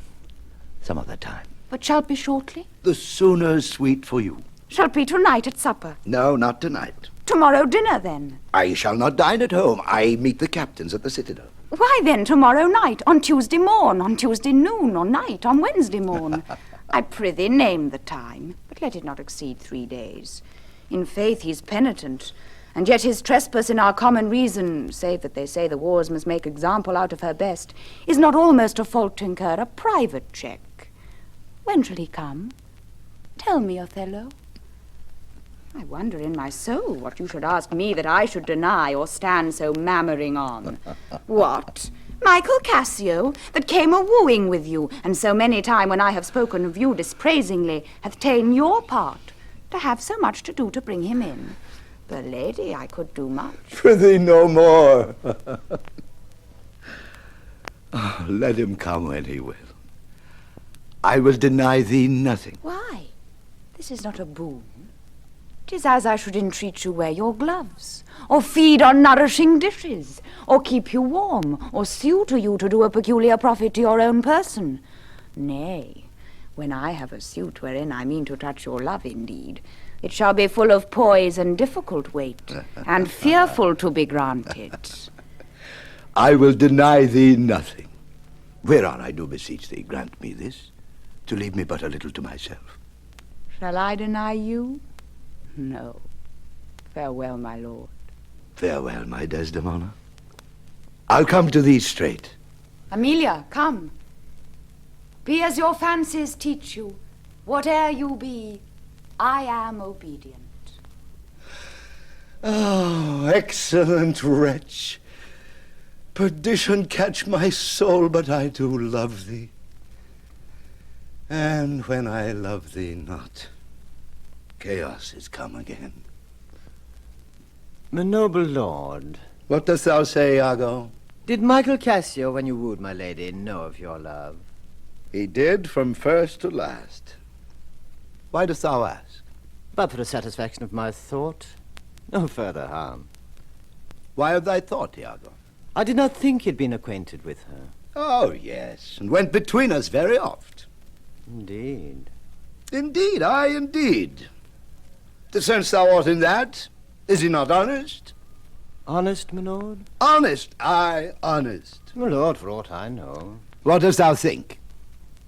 Think, my lord. Think, my lord. By heaven, he echoes me as if there were some monster in his thoughts too hideous to be shown. Thou didst mean something. I heard thee say even now, thou likest not that when Cassio left my wife. What didst not like? And when I told thee he was of my counsel in my whole course of wooing, thou criedst, indeed, and didst contract and purse thy brow together as if thou then hadst shut up in thy brain some horrible conceit. If thou dost love me, show me thy thought. My lord, you know I love you. I think thou dost. And for I know thou'rt full of love and honesty, and weighest thy words before thou givest them breath. Therefore these stops of thine fright me the more. For such things in a false, disloyal knave are tricks of custom. But in a man that's just, they're close dilations, working from the heart, that passion cannot rule. For Michael Cassio, I dare be sworn, I think that he is honest. I think so, too. Men should be what they seem, or those that be not, would they might seem none. Certain. Men should be what they seem. Why then, I think Cassio's an honest man. Nay. Yet there's more in this. I prithee, speak to me as to thy thinkings, as thou dost ruminate, and give thy worst of thoughts the worst of words. Good my lord, pardon me, though I am bound to every act of duty, I'm not bound to that all slaves are free to. Utter my thoughts. I say they're vile and false, as where's that palace whereinto foul things sometimes intrude not?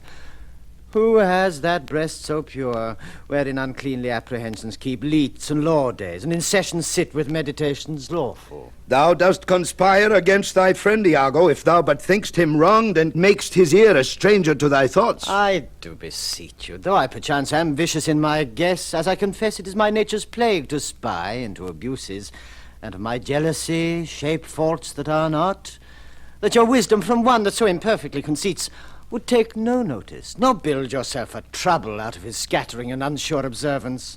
It were not for your quiet, nor your good, nor for my manhood, honesty, and wisdom, to let you know my thoughts. What dost thou mean? Good name in man and woman, dear my lord, is the immediate jewel of their souls. Who steals my purse, steals trash. 'Tis something, nothing. 'Twas mine, 'tis his, and has been slave to thousands.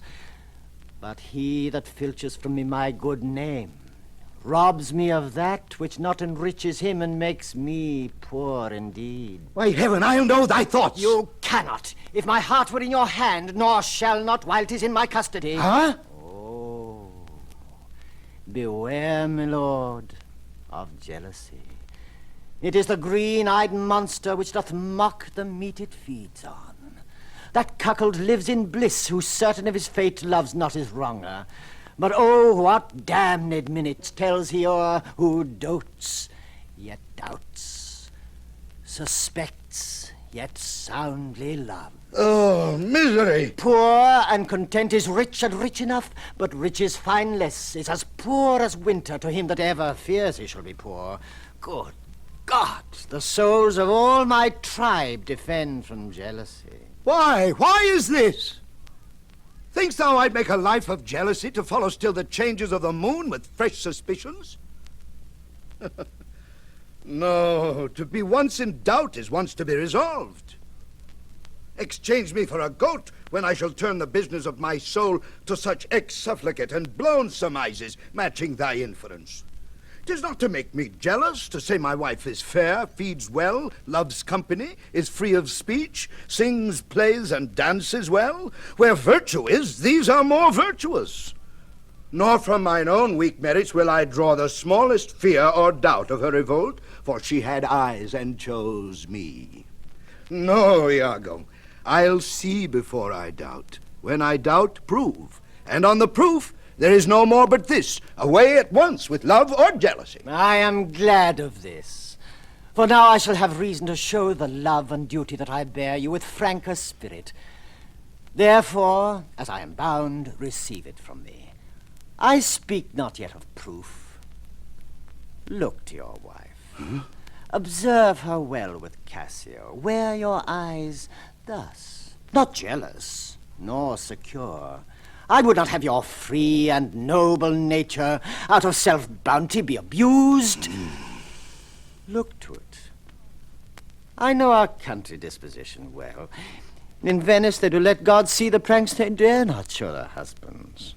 Their best conscience is not to leave 't undone, but keep 't unknown. Dost thou say so? She did deceive her father, marrying you. And when she seemed to shake and fear your look, she loved them most. And so she did. Why, go to then. She that so young could give out such a seeming to seal her father's eyes up, close as oak. He thought 'twas witchcraft. But I am much to blame. I humbly do beseech you of your pardon for too much loving you. I am bound to thee forever. I see this hath a little dashed your spirits. Not a jot, not a jot. In faith, I fear it has. I hope you will consider what is spoke comes from my love. But I do see you're moved. I am to pray you not to strain my speech to grosser issues, nor to larger reach than to suspicion. I will not. Should you do so, my lord, my speech will fall into such vile success, which my thoughts aimed not. Cassio's my worthy friend. Oh, my lord, I see her moved. No, not much moved. I do not think but Desdemona's honest. Long live she so, and long live you to think so. And yet, how nature, erring from itself. There's the point. As, to be bold with you, not to affect many proposed matches of her own clime, complexion, and degree, whereto we see in all things nature tends. One may smell in such a will most rank, foul disproportions, thoughts unnatural. But pardon me, I do not in position distinctly speak of her, though I may fear her will, recoiling to her better judgment, may fall to match you with her country forms and happily repent. Farewell, farewell. If more thou dost perceive, let me know more. Set on thy wife to observe.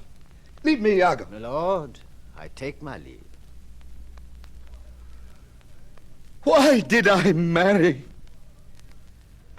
This honest creature doubtless sees and knows more, much more than he unfolds. My lord, I would I might entreat your honor to scan this thing no further. Leave it to time. Although 'tis fit that Cassio have his place, for sure he fills it up with great ability, yet if you please to hold him off a while, you shall by that perceive him and his means. Note if your lady strain his entertainment with any strong or vehement importunity. Much will be seen in that. In the meantime, let me be thought too busy in my fears, as worthy cause I have to fear I am, and hold her free. I do beseech your honor. Fear not my government. I once more take my leave. This fellow's of exceeding honesty, and knows all qualities with a learned spirit of human dealings. If I do prove her haggard, though that her jesses were my dear heartstrings, I'd whistle her off and let her down the wind to pray at fortune. Haply for I am black, and have not those soft parts of conversation that chamberers have. Or for I am declined into the vale of years, yet that's not much. She's gone. I am abused. My relief must be to loathe her. Oh, curse of marriage, that we can call these delicate creatures ours, and not their appetites. I had rather be a toad and live upon the vapor of a dungeon than keep a corner in the thing I love for others' uses. Yet 'tis the plague of great ones. Prerogative are they less than the base. 'Tis destiny unshunnable, like this. Even then this forked plague is fated to us when we do quicken. Look, where she comes. If she be false, oh, then heaven mocks itself. I'll not believed. How now, my dear Othello? Your dinner and the generous islanders by you invited to attend your presence. I am to blame. Why do you speak so faintly? Are you not well? I have a pain upon my forehead here. Faith, that's with watching. 'Twill away again. Let me but bind it hard. Within this hour it will be well. Your napkin is too little. Let it alone. Come, I'll go in with you. I am very sorry that you are not well. I'm glad I found this napkin. This was her first remembrance from the moor. My wayward husband hath 100 times wooed me to steal it. But she so loves the token, for he conjured her she should ever keep it, that she reserves it evermore about her to kiss and talk to. I'll have the work ta'en out, and give it to Iago. What he will do with it, heaven knows, not I. I nothing but to please his fantasy. How now? What do you here, alone? Do not you chide. I have a thing for you. You have a thing for me? It is a common thing. Huh? To have a foolish wife. Oh, is that all? What will you give me now for that same handkerchief? What handkerchief? What handkerchief? Why, that the Moor first gave to Desdemona, that which so often you did bid me steal. Has stolen it from her? No, faith. She let it drop by negligence, and to the advantage I being here took up. Look, here it is. A good wench, give it me. What will you do with it? That you have been so earnest to have me filch it. Why, what is that to you? If it be not for some purpose of import, give it me again. Poor lady, she'll run mad when she shall lack it. Be not acknowledged. I have use for it. Go. Leave me. I will in Cassio's lodging lose this napkin and let him find it. Trifles light as the air, out of the jealous confirmation strong as proofs of holy writ. This may do something. The Moor already changes with my poison. Dangerous conceits are in their nature's poisons, which at the first are scarce found to distaste, but with a little act upon the blood burn like the mines of sulphur. I did say so. Look where he comes. Not poppy, nor mandragora, nor all the drowsy syrups of the world shall ever medicine thee to that sweet sleep which thou owedst yesterday.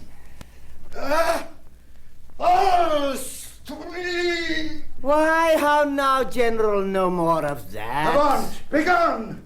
Thou set me on the rack.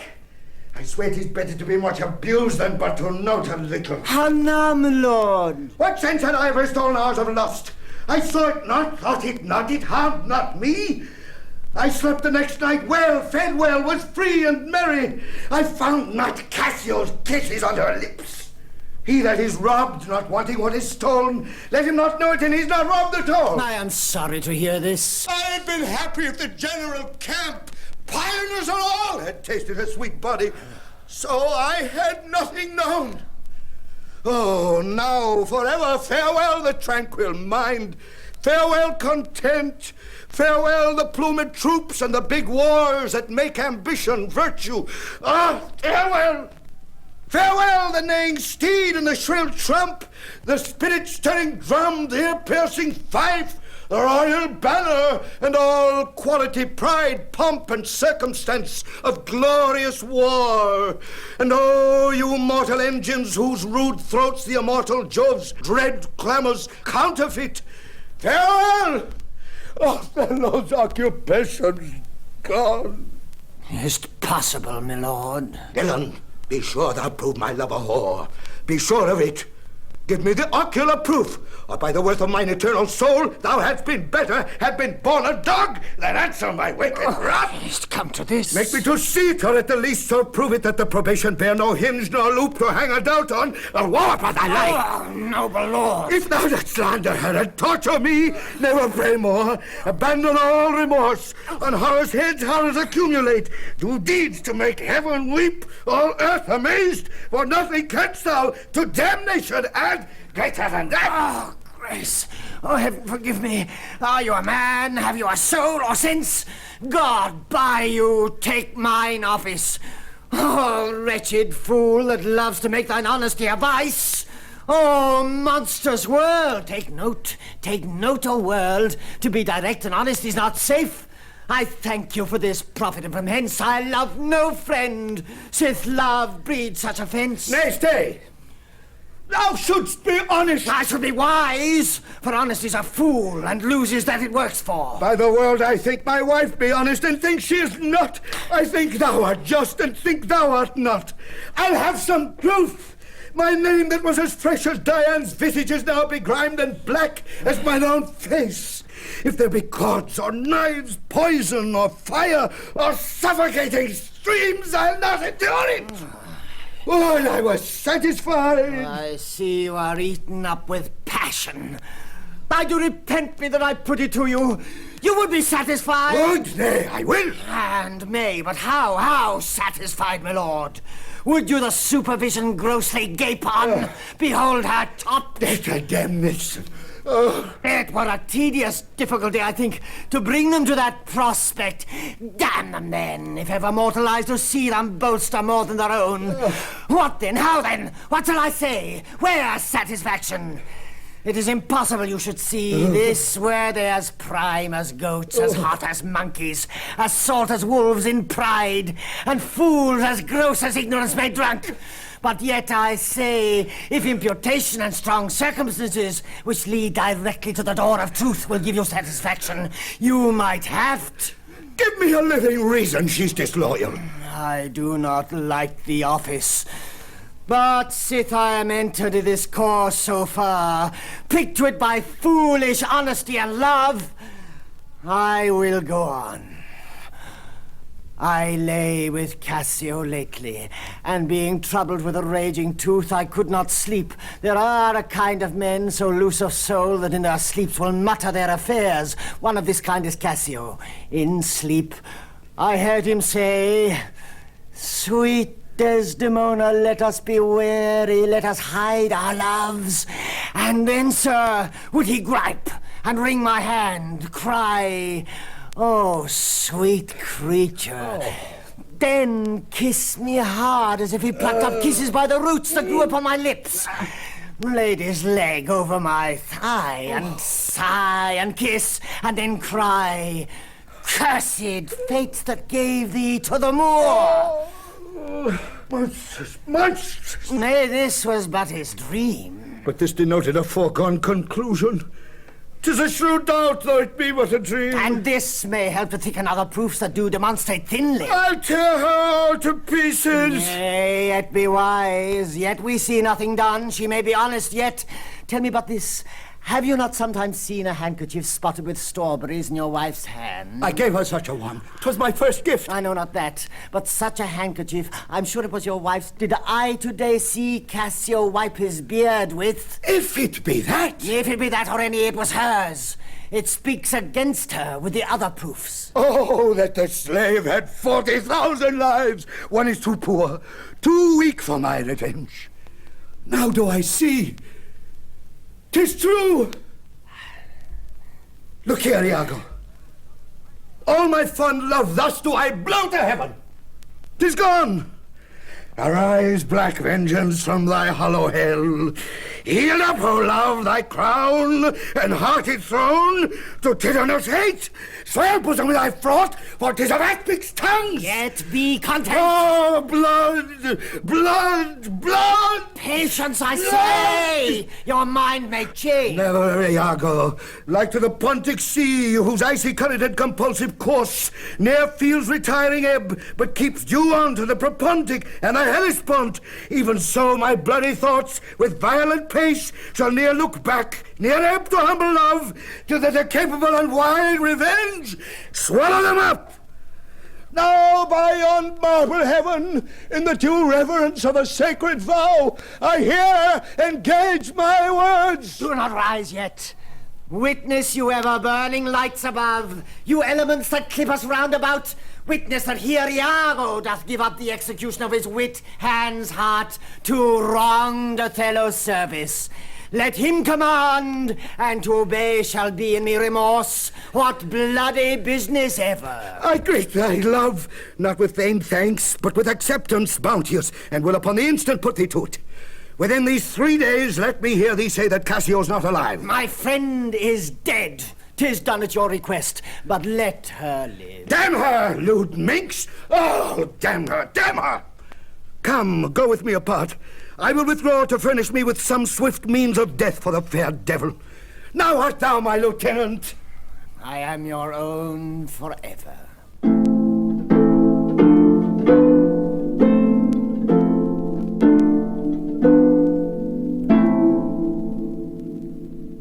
Do you know, Cyril, where Lieutenant Cassio lies? Oh, I dare not say he lies anywhere. Why, man? He's a soldier. For me to say a soldier lies, oh, 'tis stabbing. Go to, where lodges he? To tell you where he lodges is to tell you where I lie.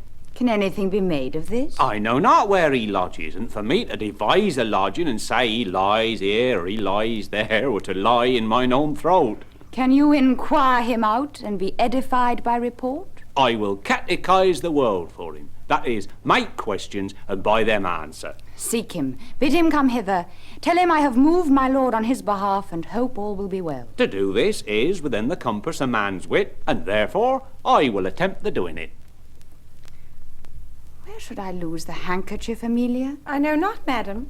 Believe me, I had rather lost my purse full of crusados.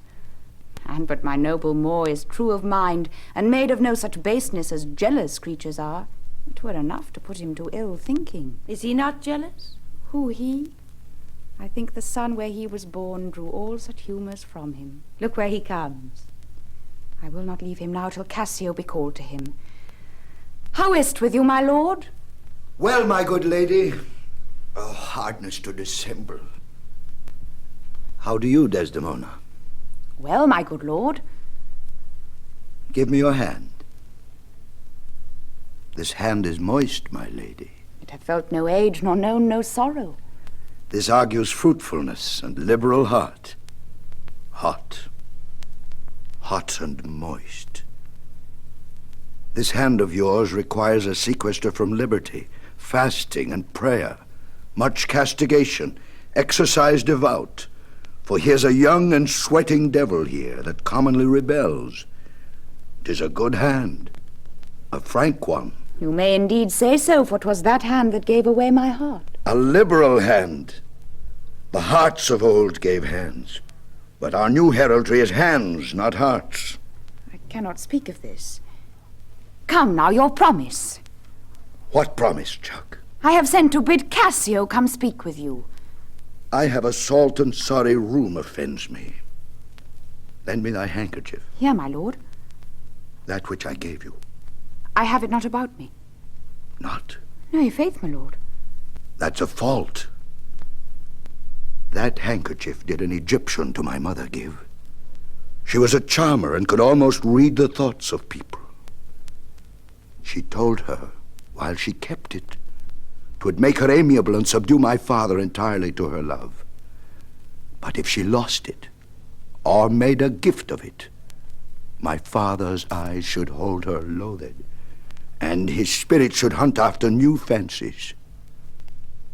She, dying, gave it me, and bid me, when my fate would have me wived, to give it her. I did so. And take heed, Hunt. Make it a darling like your precious eye. To lose it, or give it away, were such perdition as nothing else could match. Is it possible? 'Tis true. There's magic in the web of it. A Sibyl that had numbered in the world the sun to course 200 compasses, in her prophetic fury sewed the work. The worms were hallowed that did breathe the silk, and it was dyed in mummy, which the skillful conserved of maidens' hearts. Indeed, it's true. Most veritable. Therefore look to it well. Then would to God that I had never seen it. Huh? Wherefore? Why do you speak so startlingly and rash? Is lost? Is gone? Speak, is it out of the way? Bless us. Say you? It is not lost, but what and if it were? How? I say it is not lost. Fetch, let me see it. Why, so I can. But I will not now. This is a trick to put me from my suit. Pray you let Cassio be received again. Fetch me the handkerchief. My mind misgives. Come, come, you'll never meet a more sufficient man. The handkerchief! A man that all his time hath founded his good fortunes on your love, sheer dangerous. The handkerchief! In sooth, you are to blame. Is not this man jealous? I ne'er saw this before. Sure, there's some wonder in this handkerchief. I am most unhappy in the loss of it. 'Tis not a year or two shows us a man. They are all but stomachs, and we all but food. They eat us hungrily, and when they are full, they belch us. Look you, Cassio and my husband. There is no other way, 'tis she must do it. And lo, the happiness. Go and importune her.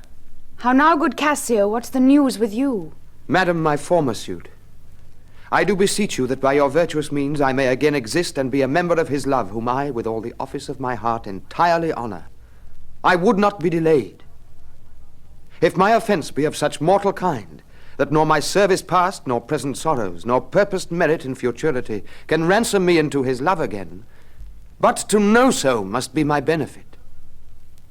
So shall I clothe me in a forced content, and shut myself up in some other course to fortune's arms. Alas, thrice gentle Cassio, my advocation is not now in tune. My lord is not my lord, nor should I know him were he in favor as in humor altered. So help me every spirit sanctified, as I have spoken for you all my best, and stood within the blank of his displeasure for my free speech. You must awhile be patient. What I can do I will, and more I will than for myself I dare. Let that suffice you. Is my lord angry? He went hence but now, and certainly in strange unquietness. Can he be angry? I have seen the cannon when it hath blown his ranks into the air, and like the devil from his very arm puffed his own brother. And he is angry. Something of moment, then. I will go meet him. There's matter in't indeed, if he be angry. I prithee do so. Something sure of state, either from Venice or some unhatched practice made demonstrable here in Cyprus to him, hath puddled his clear spirit. And in such cases, men's natures wrangle with inferior things, though great ones are their object. 'Tis even so, for let our finger ache, and it endues our other healthful members, even to a sense of pain. Nay, we must think men are not gods, nor of them look for such observancy as fits the bridal. Beshrew me much, Amelia. I was unhandsome warrior as I am, arraigning his unkindness with my soul, but now I find I had suborned the witness, and he's indicted falsely. Pray heaven it be state matters as you think, and no conception nor no jealous toy concerning you. Alas, the day I never gave him cause. But jealous souls will not be answered so. They are not ever jealous for the cause, but jealous for their jealous. It is a monster begot upon itself, born on itself. Heaven keep the monster from Othello's mind. Lady, amen. I will go seek him. Cassio, walk hereabout. If I do find him fit, I'll move your suit and seek to effect it to my uttermost. I humbly thank your ladyship. Save you, friend Cassio! What make you from home? How is't with you, my most fair Bianca? Indeed, sweet love, I was coming to your house. And I was going to your lodging, Cassio. What? Keep a week away. 7 days and nights. 8 hours. And lovers' absent hours more tedious than the dial 8 times. Oh, weary reckoning. Oh, pardon me, Bianca. I have this while with leaden thoughts been pressed, but I shall, in a more continuate time, strike off this score of absence. Sweet Bianca, take me this work out. Oh, Cassio, whence came this? This is some token from a newer friend. To the felt absence now I feel a cause. It's come to this. Well. Oh, go to, woman. Throw your vile guesses in the devil's teeth from whence you have them. Ha ha! You are jealous now that this is from some mistress, some remembrance. No. In good troth, Bianca. Why? Whose is it? I know not neither. I found it in my chamber. I like the work well. Ere it be demanded, as like enough it will, I would have it copied. Take it, and do it, and leave me for this time. Leave you? Wherefore? I do attend here on the general, and think it no addition, nor my wish, to have him see me woman. Why, I pray you? Not that I love you not. But that you do not love me. Oh. I pray you, bring me on the way a little, and say if I shall see you soon at night. 'Tis but a little way that I can bring you, for I attend here. But I'll see you soon. 'Tis very good. I must be circumstanced.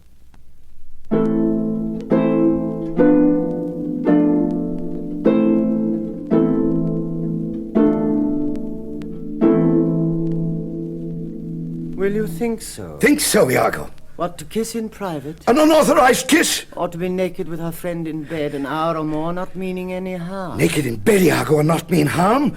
It is hypocrisy against the devil. They that mean virtuously and yet do so, the devil their virtue tempts, and they tempt heaven. If they do nothing, 'tis a venial slip. But if I give my wife a handkerchief... What then? Why, then 'tis hers, my lord, and being hers, she may, I think, bestow it on any man. She's protectress of her honour, too. May she give that? Her honour is an essence that's not seen. They have it very oft that have it not. But for the handkerchief... By heaven, I would most gladly have forgot it. Thou saidst... Oh, it comes o'er my memory as doth the raven o'er the infected house, boding to all. He had my handkerchief. Aye, what of that? That's not so good now. What if I had said I had seen him do you wrong, or heard him say, as nays be such abroad, who having by their own importunate suit or voluntary dotage of some mistress convinced or supplied them, cannot choose but they must blast? Hath he said anything? He hath, my lord. But be you well assured no more than he'll unswear. What hath he said? Faith that he did. I know not what he did. What? Lie. With her? With her, on her, what you will. Lie with her. Lie on her. We say lie on her when they belie her. Lie with her. Zoom, that's fulsome. Handkerchief. Confessions. Handkerchief. To confess and be hanged for his labour. First to be hanged, and then to confess. I tremble at it. Nature would not invest herself in such shadowing passion without some instruction. It is not words that shake me thus. Noses, ears, lips. It's possible. Confess. Handkerchief. Ah!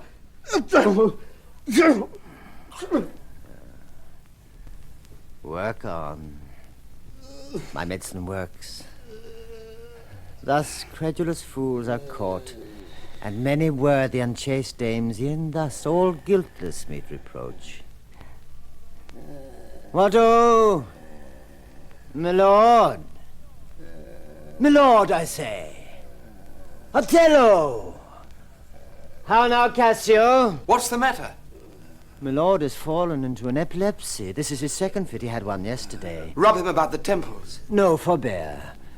The lethargy must have his quiet course. If not, he foams at mouth and by breaks out to savage madness. Look, he stirs. Do you withdraw yourself a little while? He will recover straight. When he is gone, I would on great occasions speak with you. How is it, General? Have you not hurt your head? Dost thou mock me? I mock you not, by heaven. Would you bear your fortune like a man? A horned man's a monster and a beast. There's many a beast, then, in a populous city, and many a civil monster.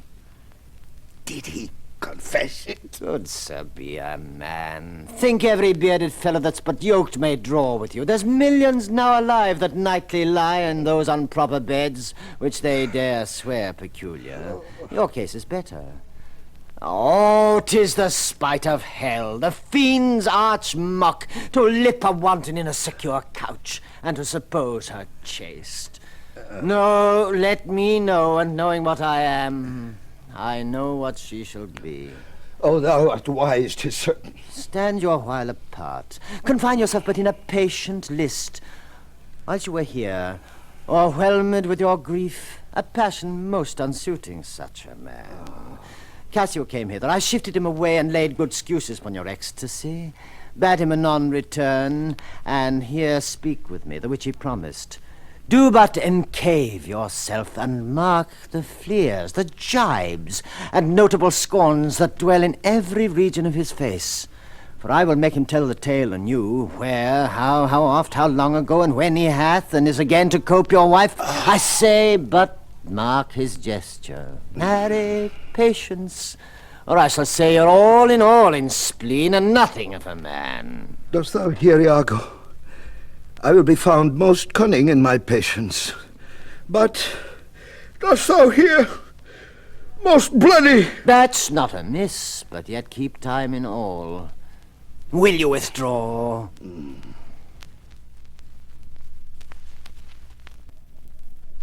Now will I question Cassio of Bianca, a husband that by selling her desires buys herself bread and cloth. It is a creature that dotes on Cassio, as 'tis the strumpet's plague to beguile many and be beguiled by one.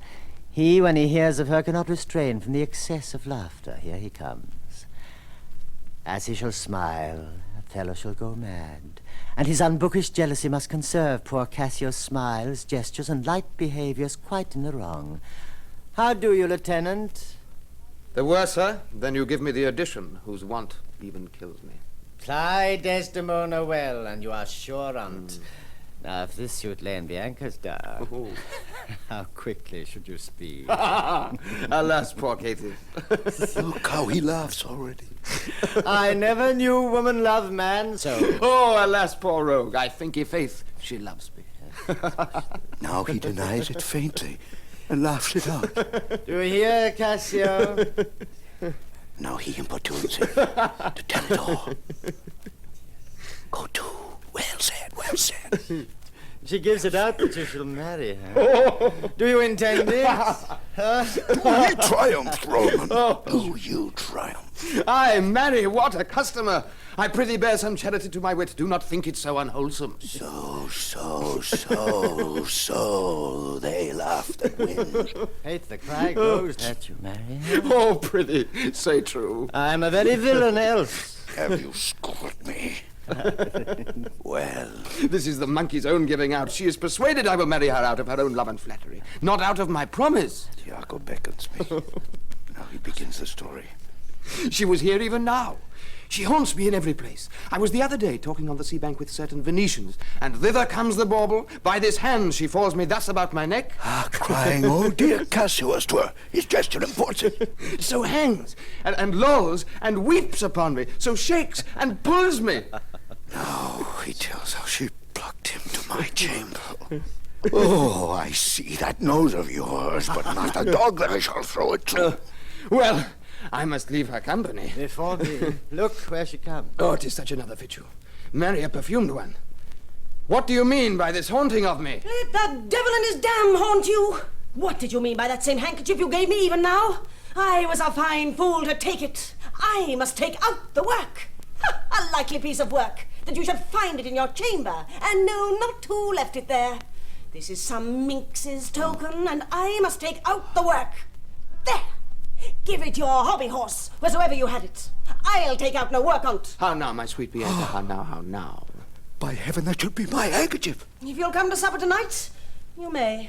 If you will not, well, come when you're next prepared for. After her, after her. Faith, I must. She'll rail in the streets. Will you sup there? Faith, I intend so. Well, I may chance to see you, for I would very fain speak with you. Prithee, come, will you? Go to, say no more. How shall I murder him, Iago? Did you perceive how he laughed at his vice? Oh, Iago. And did you see the handkerchief? Was it mine? Yours, by this hand. And to see how he prizes the foolish woman, your wife. She gave it him, and he hath given it his whore. I would have him 9 years a killing. A fine woman, a fair woman, a sweet woman. Nay, you must forget that. I let her rot and perish and be damned tonight, for she shall not live. No, my heart is turned to stone. I strike it, and it hurts my hand. Oh, the world hath not a sweeter creature. She might lie by an emperor's side and command him tasks. Nay, that's not your way. Hang her, I do but say what she is. So delicate with her needle, an admirable musician. Oh, she will sing the savageness out of a bear. Of so high and plenteous wit and invention. She's the worse for all this. Oh, 1,000 times. And then be of so gentle a condition. Aye, too gentle. Nay, that's certain. But yet, the pity of it, Iago. Oh, Iago. The pity of it, Iago. If you are so fond of her iniquity, give her patent to offend, for if it touch not you, it comes near nobody. I will chop her into messes. Cuckold me? Oh, 'tis foul. With mine officer? That's fouler. Get me some poison, Iago, this night. I'll not expostulate with her, lest her body and beauty unprovide my mind again. This night, Iago. Do it not with poison. Strangle her. In her bed, even the bed she hath contaminated. Good, good. The justice of it pleases. Very good. And for Cassio, let me be his undertaker.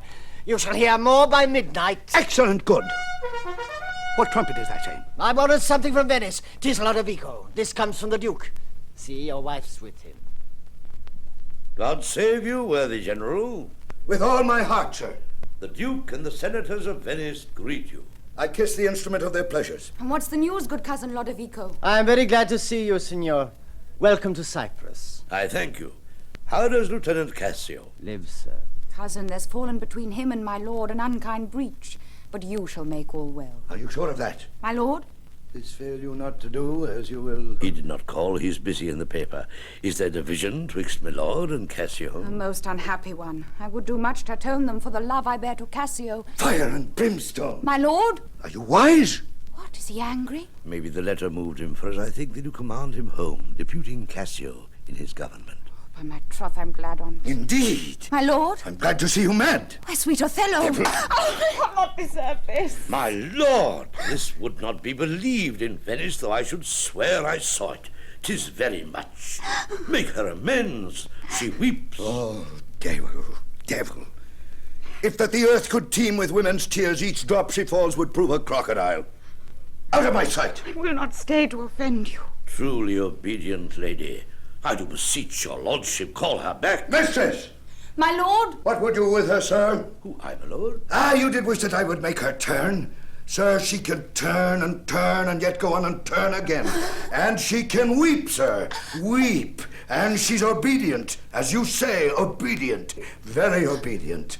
Proceed you in your tears. Concerning this, sir, oh, well-painted passion, I am commanded home. Get your way, I'll send for you anon. Sir, I obey the mandate and will return to Venice. Hence, avaunt! Cassio shall have my place. And, sir, tonight I do entreat that we may sup together. You are welcome, sir, to Cyprus. Goats and monkeys! Is this the noble Moor whom our full senate call all in all sufficient? Is this the nature whom passion could not shake? Whose solid virtue the shot of accident nor dart of chance could neither graze nor pierce? He is much changed. Are his wits safe? Is he not light of brain? Is that he is. I may not breathe my censure what he might be. If what he might, he is not, I would to heaven he were. What? Strike his wife? Faith, that was not so well. Yet would I knew that stroke would prove the worst. Is it his use? Or did the letters work upon his blood, a new created fault? Alas, alas, it is not honesty in me to speak what I have seen and known. You shall observe him, and his own courses will denote him so, that I may save my speech. Do but go after, and mark how he continues. I am sorry that I am deceived in him.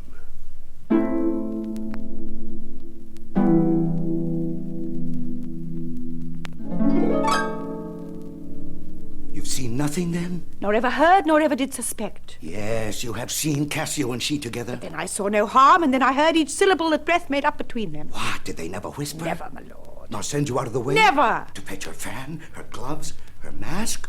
No, nothing? Never, my lord. That's strange. I durst, my lord, to wager she is honest. Lay down my soul at stake. If you think other, remove your thought, it doth abuse your bosom. If any wretch have put this in your head, let heaven requite it with the serpent's curse. For if she be not honest, chaste, and true, there's no man happy. The purest of their wives is foulest slander. Bid her come hither. Go. She says enough, yet she's a simple bawd that cannot say as much. This is a subtle whore, a closet lock and key of villainous secrets. Yet she'll kneel and pray. I've seen her do it. My lord, what is your will? Pray you, Chuck, come hither. What is your pleasure? Let me see your eyes. Look at my face. What horrible fancy's this? Some of your function, mistress. Leave procreants alone and shut the door. Cough or cry if anybody come. Your mystery, nay, dispatch.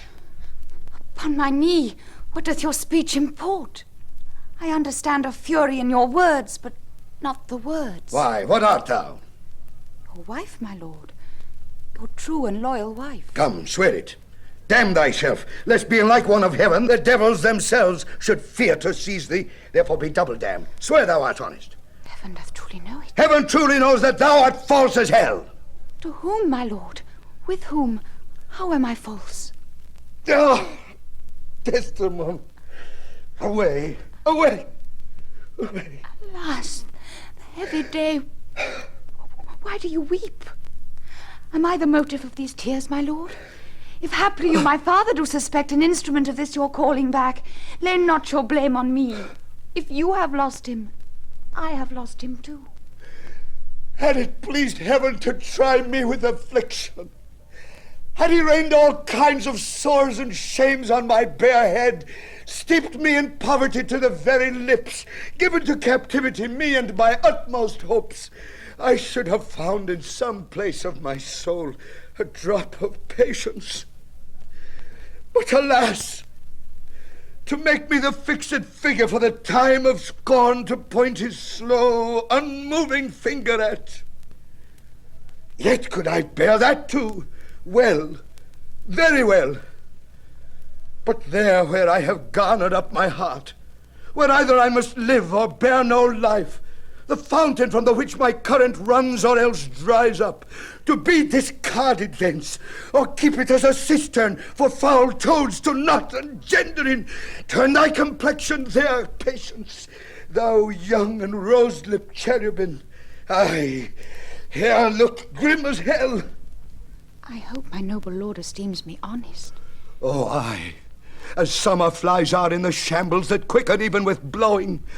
Oh, thou weed, who art so lovely, fair, and smells so sweet that the sense aches at thee.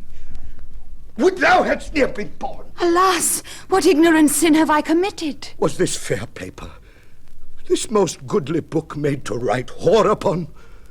What committed? Committed! O thou public commoner! I should make very forges of my cheeks that would to cinders burn up modesty did I but speak thy deeds. What committed? Heaven stops the nose at it, and the moon winks.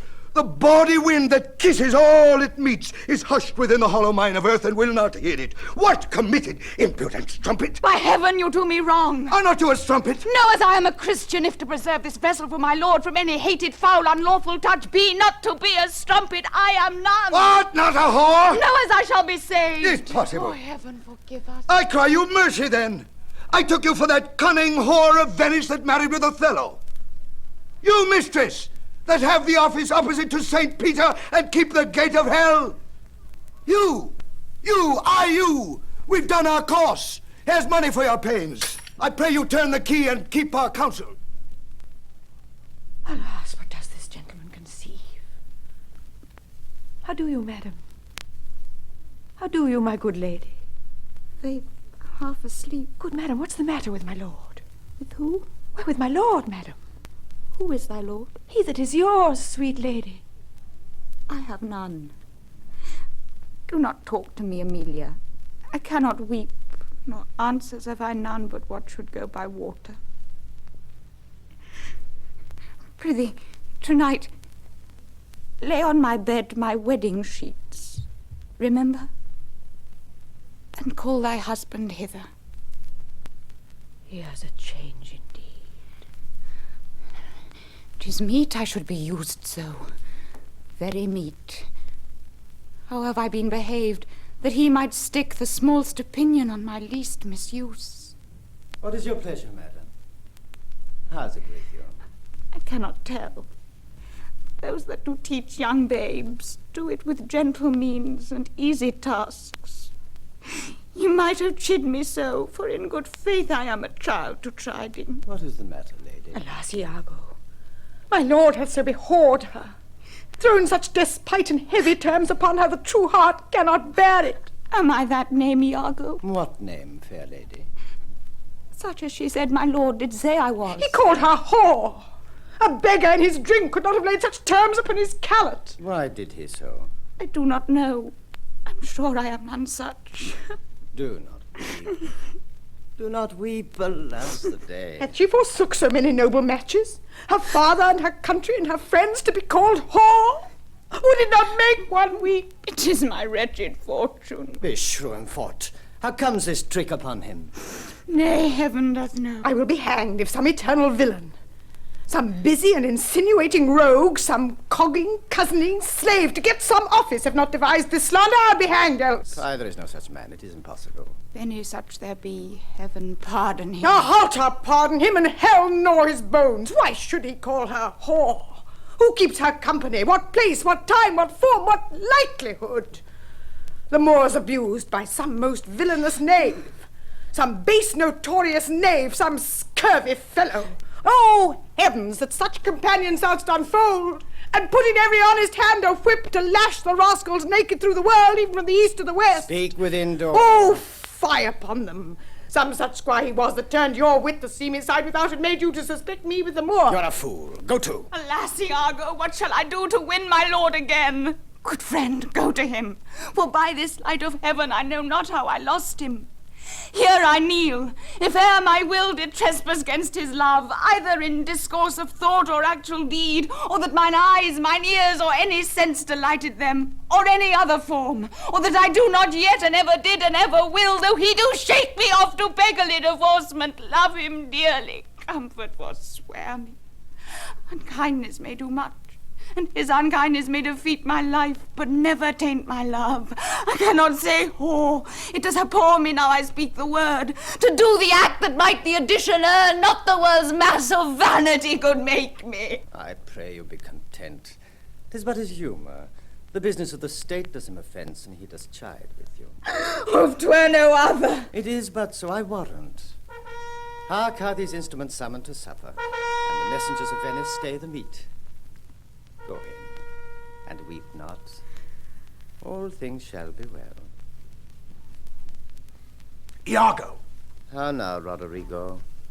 I do not find that thou dealest justly with me. What in the contrary? Every day thou dashest me with some device, Iago, and rather, as it seems to me now, keepst from me all conveniency than suppliest me with the least advantage of hope. I will indeed no longer endure it. Nor am I yet persuaded to put up in peace what already I have foolishly suffered. Will you hear me, Roderigo? Faith, I have heard too much. For your words and performances are no kin together. You charge me most unjustly. With naught but truth. I have wasted myself out of my means. The jewels you have had from me to deliver Desdemona would half have corrupted a votarist. You have told me she hath received them, and returned me expectations and comforts of sudden respect and acquaintance, but I find none. Well, go to. Very well. Very well, go to. I cannot go to, man, not is not very well. By this hand I say it is scurvy, and begin to find myself fopped in it. Very well. I tell you it is not very well.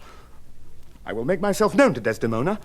If you return me my jewels, I will give over my suit and repent my unlawful solicitation. If not, assure yourself I will seek satisfaction of you. You have said now. Aye, and said nothing but what I protest intendment of doing. Why, now I see there's metal in thee, and even from this instant to build on thee a better opinion than ever before. Give me thy hand, Roderigo. Thou hast taken against me a most just exception. But yet I protest I have dealt most directly in thy affair. It has not appeared. I grant indeed it hath not appeared, and your suspicion is not without wit and judgment. But, Roderigo, if thou hast that in thee indeed which I have greater reason to believe now than ever, I mean purpose, courage, and valour, this night show it. If thou the next night following enjoy not Desdemona, take me from this world with treachery and devise engines for my life. Well, what is it? Is it within reason and compass? Sir, there is a special commission come from Venice to depute Cassio in Othello's place. Is that true? Why then Othello and Desdemona return again to Venice? Oh, no, he goes into Mauritania, and taketh away with him the fair Desdemona, unless his abode be lingered here by some accident, wherein none can be so determinate as the removing of Cassio. Well, how do you mean, removing him?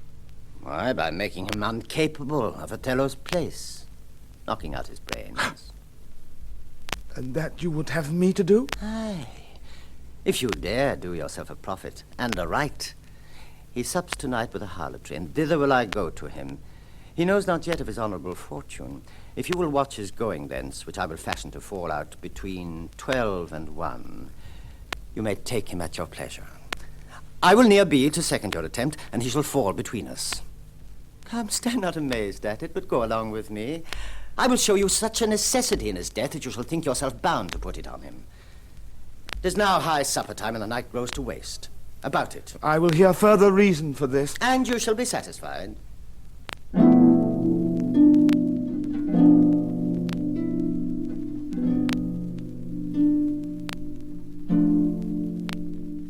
I do beseech you, sir, trouble yourself no further. Oh, pardon me, 'twill do me good to walk.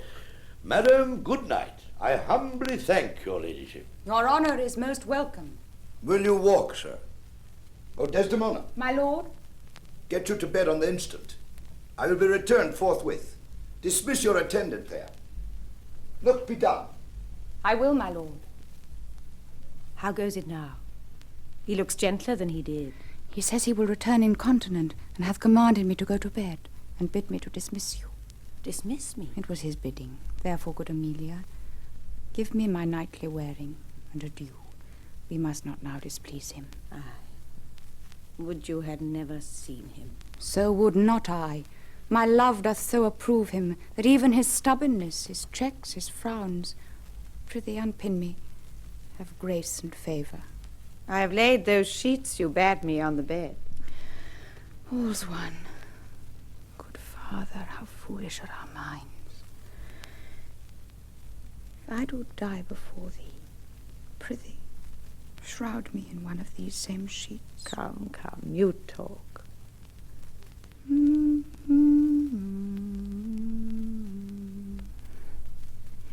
My mother had a maid called Barbara.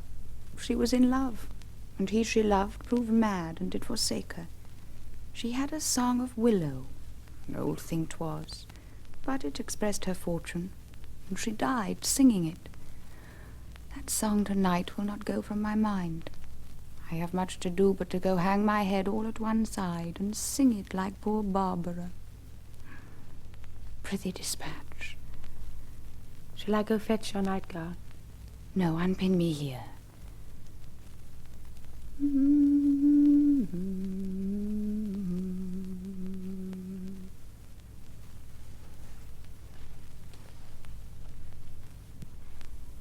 This Lodovico is a proper man. A very handsome man. He speaks well. I know a lady in Venice would have walked barefoot to Palestine for a touch of his nether lip.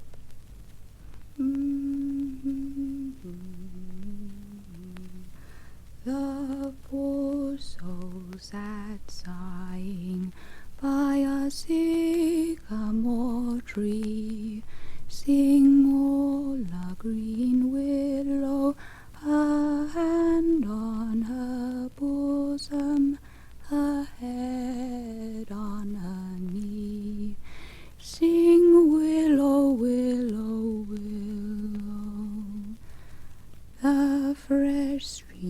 ran by her and murmured her moans. Sing, willow, willow, willow, her salt tears fell from her and softened the stones. Sing, willow, willow, play by these. Willow, willow, prithee hide thee, he'll come anon. Sing, all a green willow must be my garland. Let nobody blame him, his scorn I approve. Nay, that's not next. Hark! Who is that knocks? It's the wind. I called my love false love, but what said he then? Sing, willow, willow, willow, if I court more women, you'll couch with more men. So get thee gone. Good night. Mine eyes do itch. Doth that bode weeping? 'Tis neither here nor there. I've heard it said so. Oh, these men, these men. Dost thou in conscience think, tell me, Amelia, that there be women to abuse their husbands in such gross kind? There be some such, no question. Wouldst thou do such a deed for all the world? Why, would not you? No, by this heavenly light. Nor I neither, by this heavenly light. I might do it as well in the dark. Wouldst thou do such a deed for all the world? The world's a huge thing. It is a great price for a small vice. In troth, I think thou wouldst not. In troth, I think I should, and undo't when I had done. Marry, I would not do such a thing for a joint ring, nor for measures of lawn, nor for gowns, petticoats, nor caps, nor any petty exhibition. But for all the whole world. Odds pity, who would not make her husband a cuckold to make him a monarch? I should venture purgatory for it. Beshrew me if I would do such a wrong for the whole world. Why, the wrong is but a wrong in the world. And having the world for your labour, 'tis a wrong in your own world, and you might quickly make it right. I do not think there is any such woman. Yes, a dozen. And as many to the vantage as would store the world they'd played for. But I do think it is their husbands' faults if wives do fall. Say that they slack their duties, and pour our treasuries into foreign laps, or else break out in peevish jealousies, throwing restraint upon us. Or say they strike us, or scant our former having in despite, why we have galls. And though we have some grace, yet have we some revenge. Let husbands know their wives have sense like them. They see and smell, and have their palates both for sweet and sour as husbands have. What is it that they do when they change us for others? Is it sport? I think it is. And doth affection breed it? I think it doth. Is't frailty that thus errs? It is so too. And have not we affections, desires for sport, and frailty as men have? Then let them use us well. Else let them know the ills we do, their ills instruct us so. Good night, good night. Heaven me such uses send, not to pick bad from bad, but by bad mend.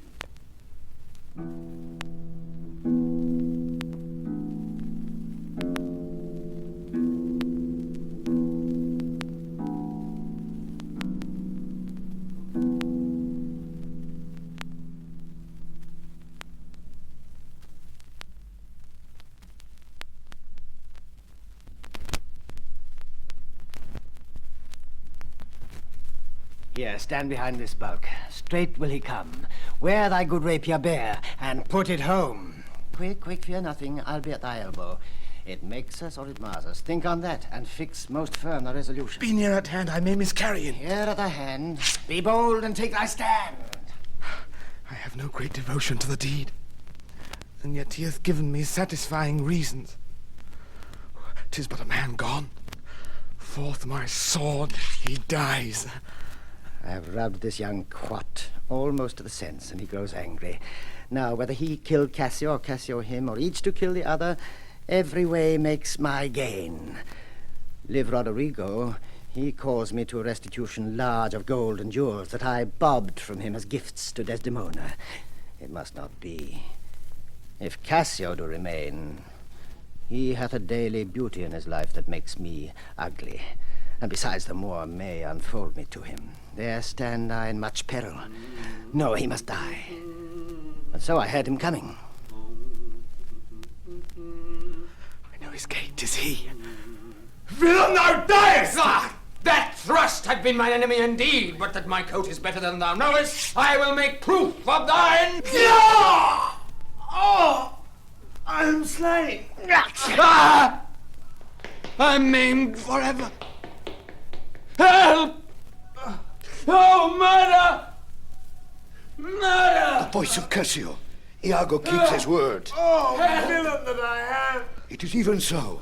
Help, all right! The surgeon! 'Tis he. Oh, brave Iago, honest and just, that hast such noble sense of thy friend's wrong. Thou teachest me. Help! Minion, your dear lies dead, and your unblessed fate hies. Murder! Strumpet, I come. Forth of my heart, those charms thine eyes are blotted. Thy bed lust-stained shall with lust's blood be spotted. One hole, no watch, no passage. Murder! Murder! 'Tis some mischance. The voice is very dire. Help! Hark, Oh, wretched villain. 2 or 3 groan.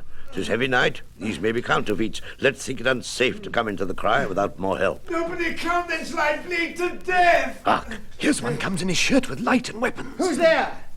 Whose noise is this that cries on murder? we do not know. Do not you hear a cry? Here, for heaven's sake, help me! What's the matter? This is Othello's ancient, as I take it. The same indeed. A very valiant fellow. What are you here that cry so grievously? Iago!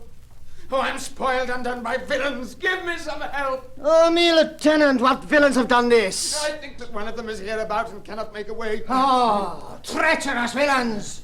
What are you there? Come in and give some help. Oh, help me here! That's one of them. Ah, murder slave! Oh, villain! Oh, damn the ah!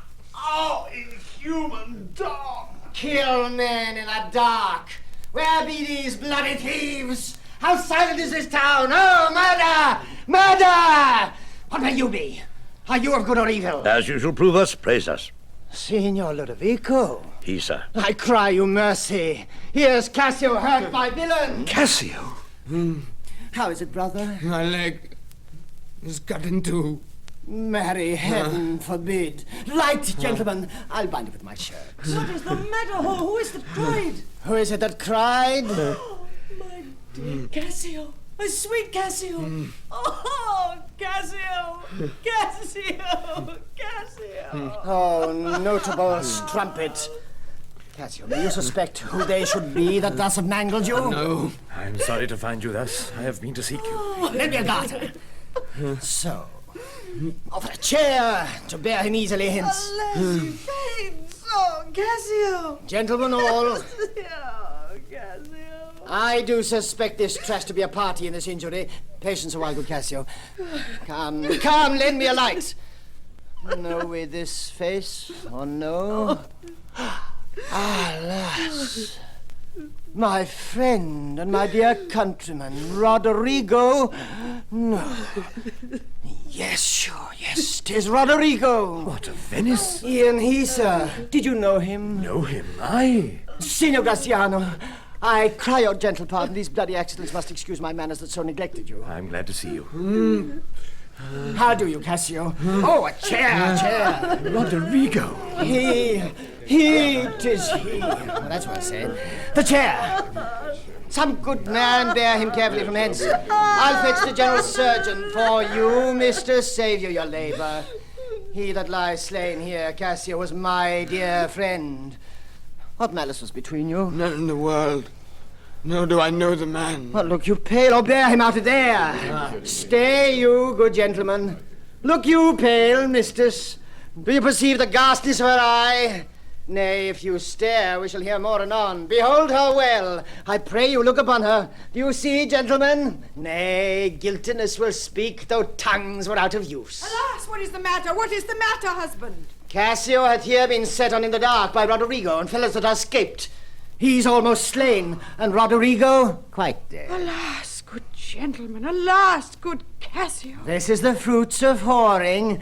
Prithee, Amelia, go know of Cassio where he supped tonight. What? Do you shake at that? He supped at my house, but I therefore shake not. Oh, did he so? I charge you, go with me. Oh, fire upon these strumpets. I am no strumpet, but of life as honest as you that thus abuse As me. I, fire upon thee. Kind gentlemen, let's go see poor Cassio dressed. Come, mistress, you must tell us another tale. Amelia, run you to the citadel and tell my lord and lady what hath happed. Will you honor for? This is the night that either makes me or fordoes me quite.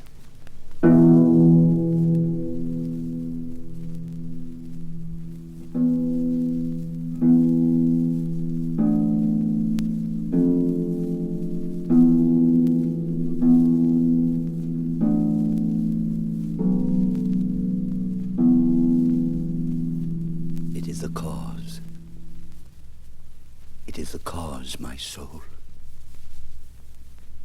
Let me not name it to you, you chaste stars. It is the cause. Yet I'll not shed her blood, nor scar that whiter skin of hers than snow, and smooth as monumental alabaster. Yet she must die, else she'll betray more men. Put out the light, and then put out the light. If I quench thee, thou flaming minister, I can again thy former light restore, should I repent me.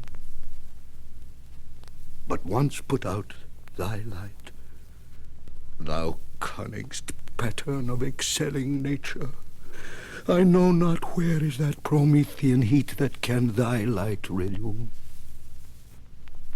When I have plucked the rose, I cannot give it vital growth again. It needs must wither.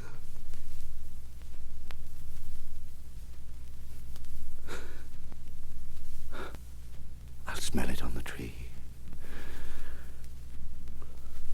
Oh, balmy breath that doth almost persuade justice to break her sword. One more. One more.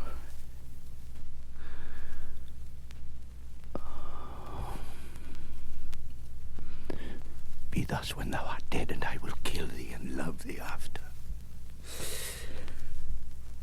One more, and that's the last. Oh. So sweet was near, so fatal.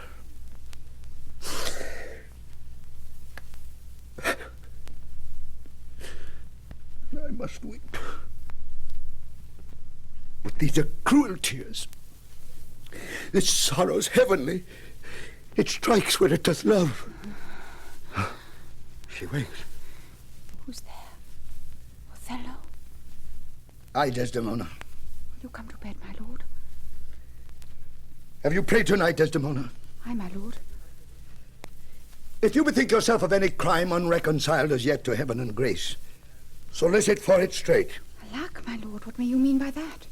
Well, do it and be brief. I will walk by. I would not kill thy unprepared spirit. No, heaven forfend, I would not kill thy soul. Talk you of killing? Aye, I do. Then heaven have mercy on me. Amen with all my heart. If you say so, I hope you will not kill me. And yet I fear you, for you are fatal then when your eyes roll so. Why I should fear I know not, since guiltiness I know not. But yet I fear. Think on thy sins. They are loves I bear to Aye, you. and for that thou diest. That death's unnatural that kills for loving. Alas, why gnaw you so your nether lip? Some bloody passion shakes your very frame. These are portents. But yet I hope they do not point on me. Peaceably still. I will so. What's the matter?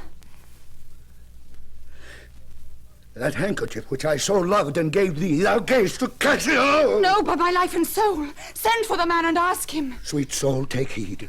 Take heed of perjury. Thou art on thy deathbed. Ay, but not yet to die. Presently, therefore confess thee freely of thy sin, for to deny each article with oath cannot remove nor choke the strong conception that I do groan withal. Thou art to die. Oh, heaven have mercy on me. I say amen. And you have mercy too. I never did offend you in my life, never loved Cassio, but with such general warranty of heaven as I might love. I never gave him token. By heaven, I saw my handkerchief in his hand. Oh, perjured woman, thou dost stone my heart and makes me call what I intend to do a murder, which I thought a sacrifice. I saw the handkerchief. He found it then. I never gave it him. Send for him hither. Let him confess the truth. He hath confessed. What, my lord? That he hath used thee. How? Unlawfully. Aye. He will not say so. No, his mouth he stopped. Honest Iago hath ta'en order for it. Oh, my fear interprets. What is he dead? Had all his years been lives, my great revenge had stomach for them all. Alas, he is betrayed and I undone. Outstep weep thou for him to my face. Oh, banish me, my lord, but kill me not. Down, strumpet. Kill me tomorrow. Let me live tonight. Nay, if you strive. At half an hour. Being done, there is no pause. While I say one prayer. It is too late.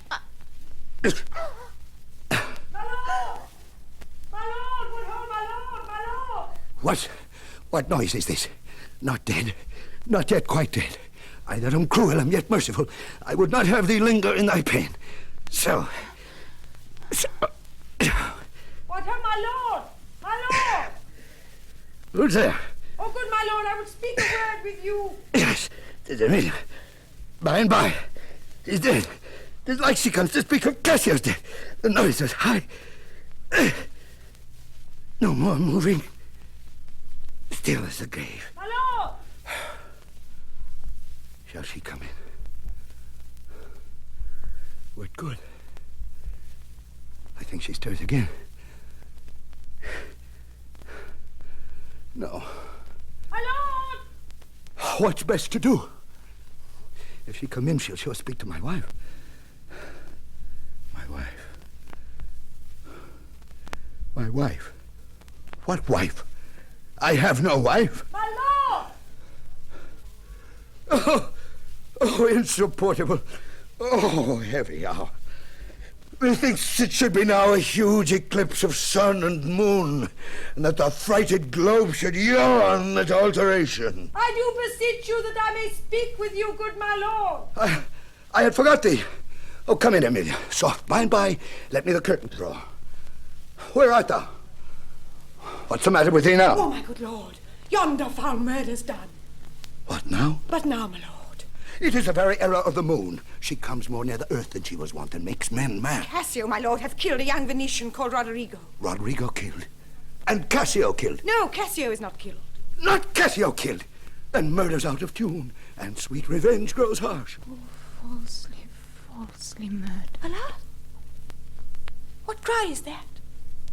That what? Out and alas, that was my lady's voice. Help! Help! Oh, help! Oh, lady, speak again. Sweet Desdemona, oh, sweet mistress, speak. A guiltless death I die. Oh, who hath done this deed? Nobody. I myself.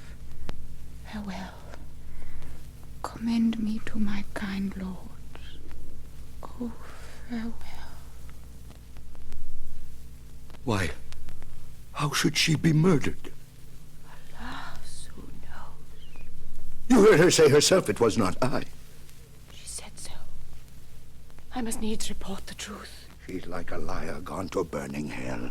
'Twas I that killed her. Oh!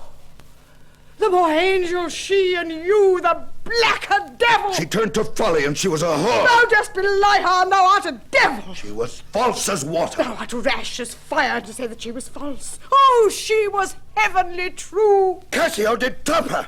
Ask thy husband else. Oh, I were damned beneath all depth in hell, but that I did proceed upon just grounds to this extremity.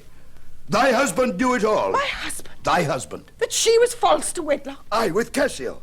Had she been true, if heaven would make me such another world of one entire and perfect chrysolite, I'd not have sold her for it. My husband? Aye, 'twas he that told me on her first. An honest man he is, and hates that slime that sticks on filthy deeds. My husband? What needs this ignorance, woman? I say, thy husband. Oh, mistress, villainy hath made mocks with love. My husband say she was false. He, woman, I say thy husband. Dost understand the word? My friend, thy husband, honest Iago. If he say so, may his pernicious soul rot half a grain a day. He lies to the heart. She was too fond of her most filthy bargain. Do thy worst. This deed of thine is no more worthy heaven than thou wast worthy her. Peace, you are best. Thou hast not half the power to do me harm as I have to be hurt. Oh, gull! Oh, dolt as ignorant as dirt! Thou hast done a deed I care not for thy sword. I'll make thee known though I lost 20 lives. Help! Help! Oh, help! The Moor hath killed my mistress. Murder! What is the matter? How now, General? Oh, you come, Iago. You have done well that men must lay their murders on your neck. What is the matter? Disprove this villain if thou be'st a man. He says thou toldst him that his wife was false. I know thou didst not. Thou art not such a villain. Speak, for my heart is full. I told him what I thought, and told no more than what he found himself was apt and true. But did you ever tell him she was false? I did. You told a lie. An odious, damned lie, upon my soul, a lie! A wicked lie! She false with Cassio. Did you say with Cassio? With Cassio, mistress. Go to charm your tongue. I will not charm my tongue. I am bound to speak. My mistress here lies murdered in her bed. Oh, heavens! And your reports have set the murder on. Nay, stare not, masters. It is true indeed. 'Tis a strange truth. Oh, monstrous act. Villainy. Villainy. Villainy. I think upon't, I think. I smelt. Oh, villainy! I thought so then. I'll kill myself for grief. Oh, villainy, villainy! What, are you mad? I charge you get you home. Good gentlemen, let me have leave to speak. 'Tis proper I obey him, but not now. Perchance, Iago, I will ne'er go home. Nay, lay thee down and roar. For thou hast killed the sweetest innocent that e'er did lift up eye. Oh, she was foul. I scarce did know you, uncle. There lies your niece, whose breath indeed these hands have newly stopped. I know this act shows horrible and grim. Poor Desdemona. I'm glad thy father's dead. Thy match was mortal to him, and pure grief shore his old thread in twain. Did he live now, this sight would make him do a desperate turn, yea, curse his better angel from his side and fall to reprobate. 'Tis pitiful, but yet Iago knows that she with Cassio hath the act of shame 1,000 times committed. Cassio confessed it, and she did gratify his amorous works with that recognizance and pledge of love which I first gave her. I saw it in his hand. It was a handkerchief, an antique token my father gave my mother. Oh, God! Heavenly God! Jones, hold your peace. Drill out! Drill out! I peace! No, I will speak as liberal as the North. Let heaven and men and devils, let them all cry shame against me, yet I'll speak. Be wise and get you home. I will not. Fie, you sword upon a woman. Oh, thou dull Moor. That handkerchief thou speakst of I found by fortune and did give my husband. For often with a solemn earnestness, more than indeed belonged to such a trifle, he begged of me to steal. Villainous whore! She give it Cassio. No, alas, I found it. And I did give my husband. Filth, thou liest! I haven't, I do not. I do not, gentlemen. Oh, murderous coxcomb, what should such a fool do with so good a wife? Are there no stones in heaven, but one serve for the thunder? Precious villain! The woman falls. Sure he hath killed his wife. My lord. Oh, lay me by my mistress' side. He's gone, but his wife's killed. 'Tis a notorious villain. Take you this weapon which I have here recovered from the Moor. Come, guard the door without. Let him not pass, but kill him rather. I'll after that same villain, for 'tis a damned slave. I am not valiant neither, but every puny whipster gets my sword. But why should honor outlive honesty? Let it go all. What did thy song bode, lady? Hark, canst thou hear me? I will play the swan and die in music. Willow, willow, willow. Moor, she was chaste. She loved thee, cruel Moor. So come my soul to bliss as I speak true. So speaking as I think, alas, I die.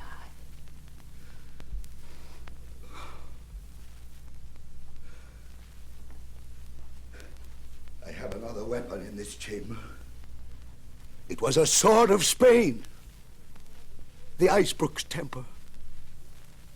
Oh, here it is. Uncle, I must come forth! If thou attempt it, it will cost thee dear. Thou hast no weapon, and perforce must suffer. Look in upon me, then, and speak with me, or naked as I am, I will assault thee. What is the matter?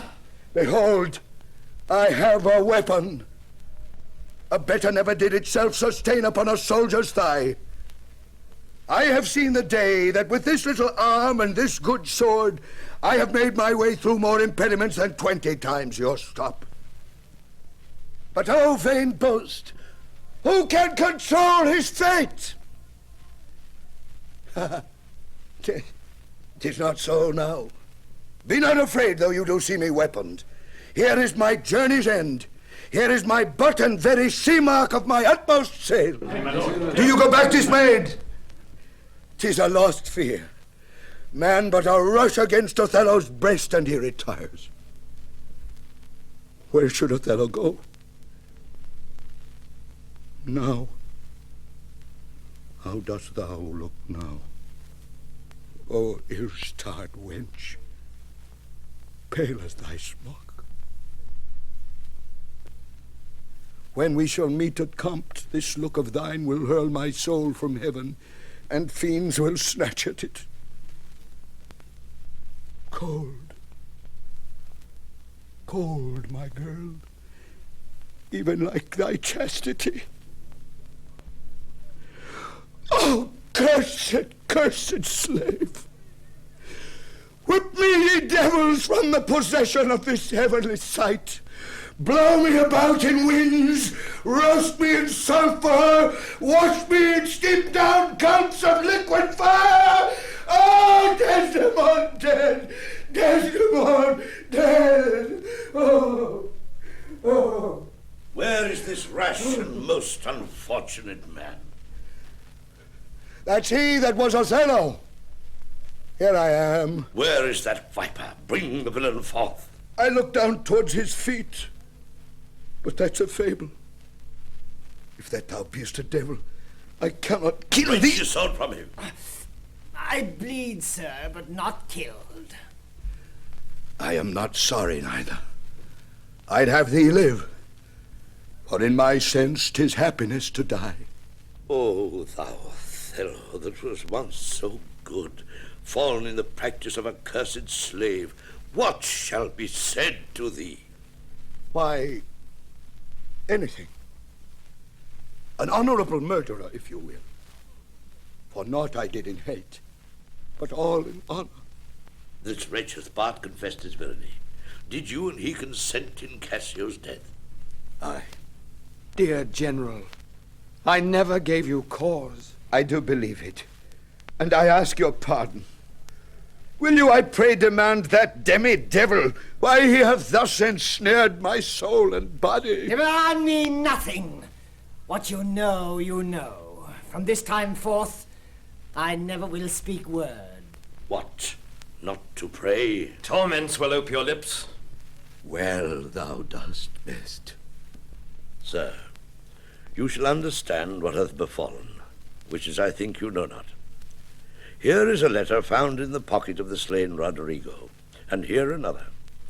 The one of them imports the death of Cassio, to be undertook by Roderigo. Oh, villain, most heathenish and most gross.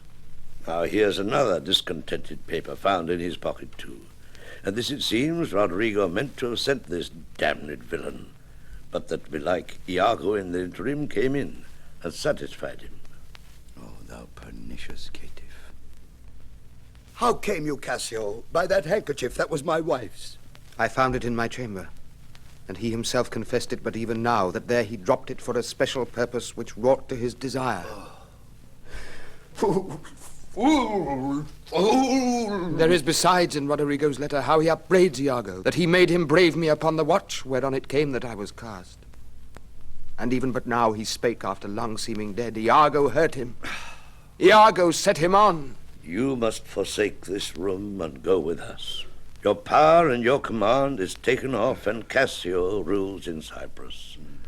For this slave, if there be any cunning cruelty that can torment him much and hold him long, it shall be his. You shall close prisoner rest, till that the nature of your fault be known to the Venetian state. Come, bring away. Soft you. A word or two before you go. I've done the state some service, and they know it. No more of that. I pray you in your letters, when you shall these unlucky deeds relate, speak of me as I am. Nothing extenuate, nor set down aught in malice. Then must you speak of one that loved not wisely, but too well. Of one not easily jealous, but being wrought, perplexed in the extreme.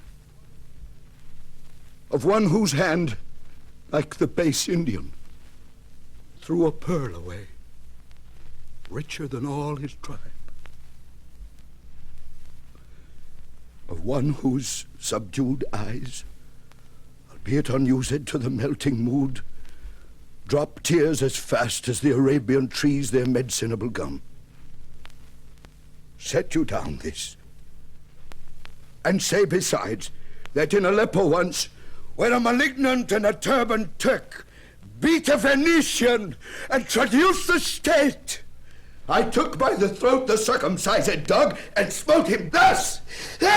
Oh, bloody period.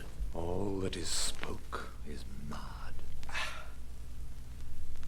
I kissed thee ere I killed thee. No way but this, killing myself to die upon a kiss. This did I fear, but thought he had no weapon, for he was great of heart.